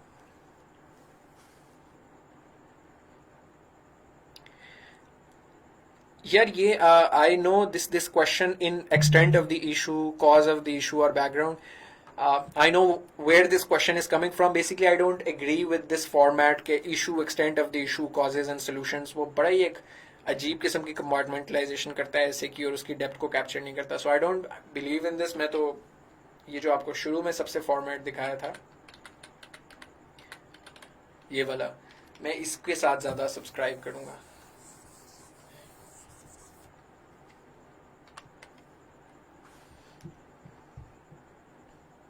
कंक्लूजन और रिकमेंडेशंस, जी आप अलग अलग लिखेंगे। रिकमेंडेशंस के अंदर आपने जो टॉपिक है उसको साबित किया है कि ये वाली चीजें इस डिस्कशन के कॉन्टेक्स्ट में क्या क्या चीजें आप रिकमेंड करेंगे, ठीक है, किस तरीके से और वो होंगी। कंक्लूजन में आप बेसिकली तमाम चीजों को दोबारा से समराइज करके by using slightly different words and slightly different structure दोबारा से समराइज करते हो आप उसी चीज को। तो कंक्लूजन और रिकमेंडेशन सेपरेट ही होंगे।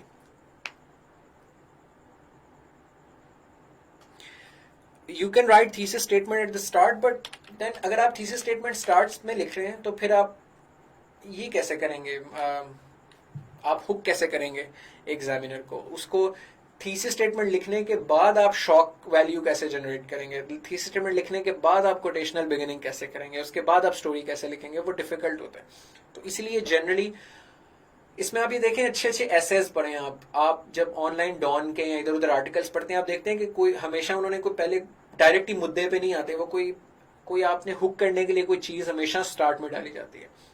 वो हुक करना बहुत जरूरी है। इसीलिए the best way is that you start with a grabber, then transition, summary, and then thesis statement.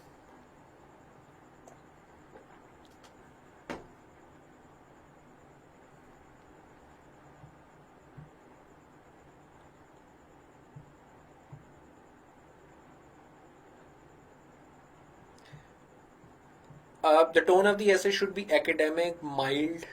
It should not be overly enthusiastic. It should be generally neutral. और आप इसको थोड़ी ए पोलिटिकल ऑब्जेक्टिव आपकी टोन होनी चाहिए। नहीं, ये introduction मैंने खुद लिखा है, इसमें किसी बुक का हिस्सा नहीं है। और मैंने I did not use any specific book और any particular source. It's obviously you have to develop it over time and you practice.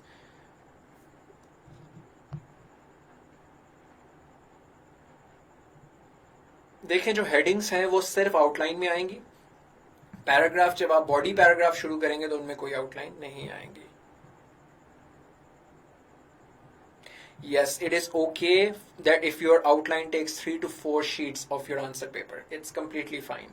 और इतनी ही थी मैंने भी लिखी, क्योंकि और खुला करके आपने लिखना है। मैंने इस पर डिस्कस नहीं किया। आई होप कि आपने खुद नोटिस किया होगा कि आप मेरा फॉर्मेट देखें और आपने इस तरीके को फॉलो करने की कोशिश करें कि जो आपका एक पूरा फॉर्मेट हो कि ये जो आपने मेन जो क्वेश्चंस हैं उनको आप रोमन नंबर्स में लिखें, जो उनके नीचे आपके सब आंसर स्टेटमेंट्स हैं वो आप न्यूमरल्स में लिखें, अपने लिए एक फॉर्मेट डिफाइन कर लें लाजमी इसके अंदर। फिर ये मैं आपको दिखाता हूँ जी, जैसे ये है। तो यहाँ पर आप नोटिस करें तो जो आपके स्टेटमेंट है, क्वेश्चन है, वो ब्लैक पॉइंटर के साथ हो या ब्लू मार्कर के साथ हो, ठीक है। और जो आपका आंसर है, इसलिए मैंने ये ब्लैक से लिखा है, आपके जो नीचे आंसर्स हैं, स्टेटमेंट्स हैं आर्ग्यूमेंट्स की, वो आपके ब्लू पेन से हों, और उनके मजीद नीचे जो फिर आपके सब पॉइंट्स हैं वो मजीद ब्लैक पॉइंटर से हो जाएं अगर वो फ्रेजेस हैं तो। दूसरा ये कि लुक एट द इंटेंडेशन। तो अगर ये आपका मार्जिन्स हैं तो उससे थोड़ा सा आगे आपने यहाँ शुरू किया, जो आपके उसके नीचे सब पॉइंट्स हैं वो मजीद आगे से शुरू किया, जो उसके नीचे सब पॉइंट्स हैं वो मजीद आगे से आपने शुरू किया, एज यू कैन सी। तो ये जरा आपने फॉर्मेट का ख्याल रखना होता है। हर 2 लाइन स्टेटमेंट्स के बीच में लाइन छोड़ें, इसके नीचे आपने 1 लाइन स्पेस छोड़ें, इसके नीचे 1 लाइन स्पेस छोड़ें, तो ऑटोमेटिकली इस तरीके से 3 से 4 पेजेस पे आपकी आउटलाइन चली जाएगी। अच्छी नीट कॉम्प्रिहेंसिव आउटलाइन आपकी होनी चाहिए। You can get anecdote for different topics by brainstorming, thinking, searching online. खुद सोचना, उस पर brainstorm करना, फिर गूगल से आप आइडियाज ले सकते हैं। इसका कोई there's no one source. That is why essay writing is generally a skill that you have to develop and you need to get mentorship to develop that skill. यही तो मसला है English essay का, and this is the reason why so many people fail this exam, because it requires certain amount of ingenuity, creativity, thought provocation. You can write your thesis statement with black pointer, you can write your thesis statement with blue marker, you can underline your thesis statement, completely up to you। आपकी handwriting कैसी है, आप कर सकते हैं उसको prominent करने के लिए।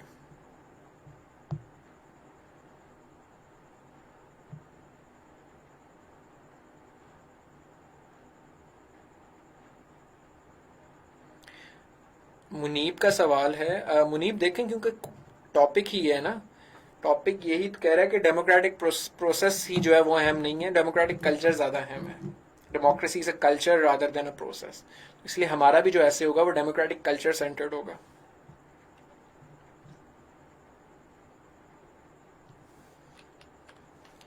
नॉट श्योर ये शफक का जो सवाल है 1 to 3 पॉइंट्स, वो कौन से 1 to 3 पॉइंट्स हैं। आप अगर तो ये वाले कह रही हैं, ये इंट्रोडक्शन है, this is the second, and this is the third, इनकी बात करिए। Average length of a paragraph, अच्छा ये भी बहुत वेरी करता है, लेकिन मैं इसमें जो आपकी राइटिंग के हिसाब से कहूंगा, क्योंकि ना ये एस्थेटिक्स पे ज्यादा डिपेंड करता है कि आपकी राइटिंग कैसी है। So I would say that it should be between 50% to 75% of your sheet, जो आपके पेज की आधे से ज्यादा और 75% से कम, इनके बीच में आपका पैराग्राफ होना चाहिए। वो जनरली आपके बन जाती हैं कुछ 14 10 12 या 14 लाइन्स बन जाती हैं। I think for every person it's different. So average length of your paragraph, body paragraph should be 50% to 75% of one page.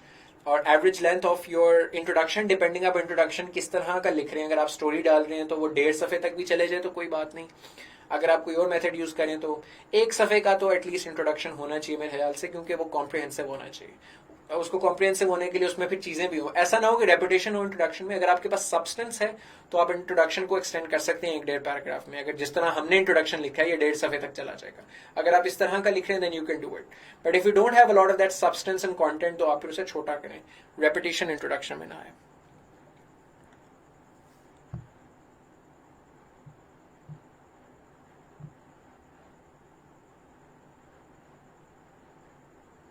Complete ऐसे अब इस तरह है कि आपको 2500 टू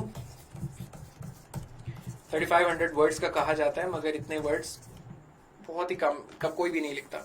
अगर आपने 2000 का मार्क टच कर लिया है, 2000 वर्ड्स का, तो you are completely safe. I know even people who wrote 1800 words in past. So 2000 plus words जो हैं दे आर सेफ। तो आप अपनी प्रैक्टिस के साथ खुद देखें कि आपका ये कितना बनता है। बट आई थिंक के 13-14 आपके सफ़े बन जाएं, सॉरी 7-8 सफ़े बन जाएं।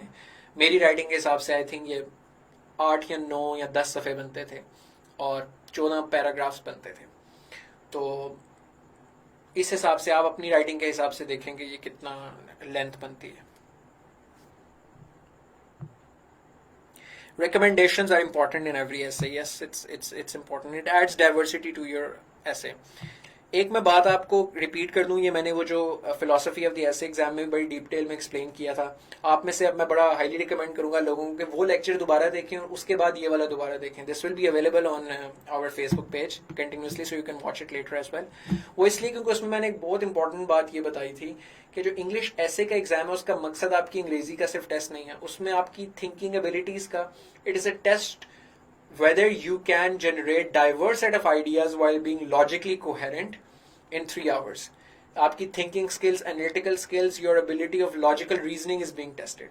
तो अब आप ये देखें कि हमने कितनी डिफरेंट चीजें डिस्कस की हैं इस ऐसे में। हम शुरू किया, हमने डिफरेंट एस्पेक्ट्स एक्सप्लेन किए, फिर डिफरेंट तरह के आर्ग्यूमेंट्स दिए, हमने सोशल, इकोनॉमिक, पॉलिटिकल आर्ग्यूमेंट्स दिए, फिर हमने एक नेक्स्ट लेवल पे जाकर उसको बताया कि कैसे एग्जिस्ट नहीं कर सकती डेमोक्रेसी इसकी एब्सेंस में, डेमोक्रेटिक कल्चर की एब्सेंस में। उसके लिए हमने मुख्तलिफ आर्ग्यूमेंट्स दिए, फिर हमने डिफरेंट केस स्टडीज दी, कहाँ एडोल्फ हिटलर, कहाँ सब सहारन अफ्रीका और कहाँ नॉर्डिक कंट्रीज, फिर कहाँ पाकिस्तान की जर्नी। हमने इतनी डिफरेंट बातें की और उनको लॉजिकली कनेक्ट किया अपने टॉपिक से। This is what the essay is all about, creating diverse set of arguments while being logically consistent with the essence of the topic.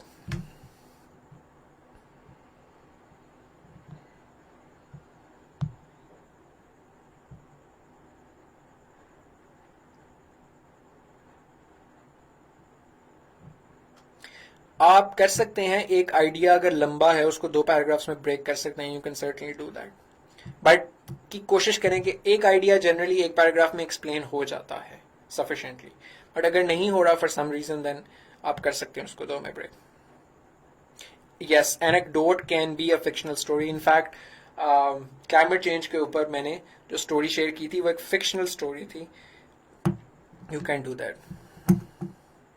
मैंने काफी दफा बताया कि there no sources for story telling introduction. Anecdotal introduction आपकी learning के साथ over time develop होते हैं, कोई एक सोर्स आपको कभी नहीं मिलेगा। आप कर सकते हैं try for every essay that you are writing, उसकी जो भी एग्जांपल्स आपको मिल रही हैं उसके ऊपर पढ़ें और कोशिश करें उस पर स्टोरी क्राफ्ट करने की।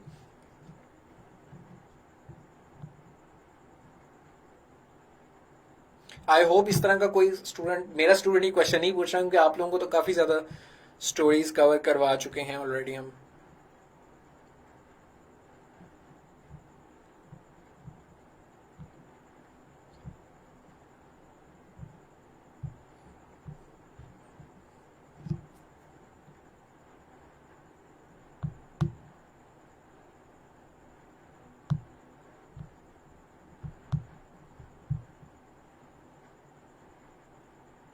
कितने एसेज लिखने चाहिए?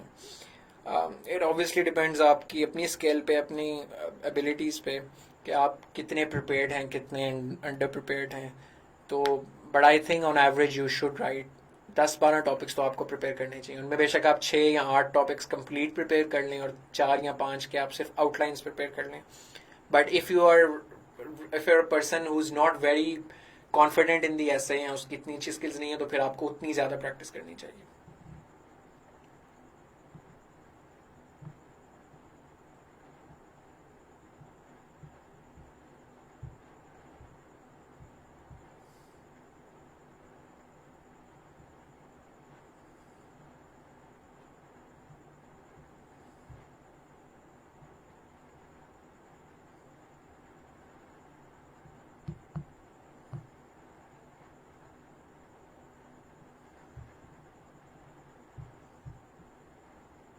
Yes, when I say one page, I mean one side of the page.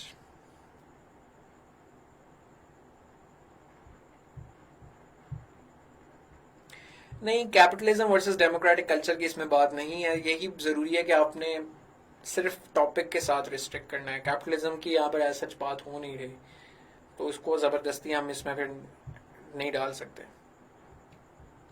हमारी इस टॉपिक में सारा कंसर्न है कि डेमोक्रेटिक कल्चर क्या है, वो डेमोक्रेटिक प्रोसेस से कैसे डिफरेंट है, और कैसे डेमोक्रेटिक कल्चर ज़रूरी है डेमोक्रेसी की सक्सेस के लिए. You can be moderately good in your English language and still pass the essay. आपकी बेसिक इंग्लिश ठीक होनी चाहिए.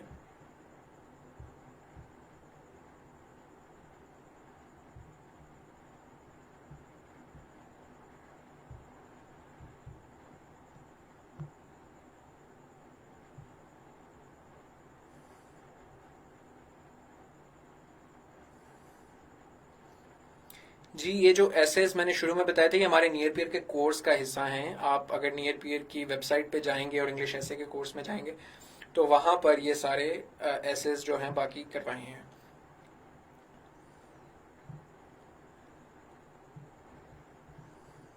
बेसिकली हमारा मकसद यही था कि ये वाली एक्टिविटी हमारी was going with students generally, with the enrolled students, but this month we decided to make it more open and accessible to everyone. So I think we should conclude the session. और अगर आप लोगों के कोई और questions हैं तो you can contact near peer. I'll try to answer those questions to you guys. And all the viewers, please review the Facebook page and our group as well as near peer का CSS online, जिससे ये live session चल रहा है. उस पर constantly there's a lot of information that we keep posting. There's a lot of update on the new courses that that near peer is offering. So get in touch with us, get in touch with near peer if you have any more queries, if you want to know how can near peer be of any benefit to you. हम कोशिश करते रहते हैं कि अपना वो जो हमारा एक पेड कंटेंट चल रहा है नियर पियर का वेबसाइट पे, उसके साथ साथ इस तरह की एक्टिविटीज़ करके जनरली दूसरे लोगों को भी हम फ़ायदा पहुंचाते रहें. तो I hope this was helpful to you guys. If there any more questions, drop your questions to near peer. I will try to answer them as well. I hope this was helpful to you guys, and I will see you guys in the next lecture, hopefully soon.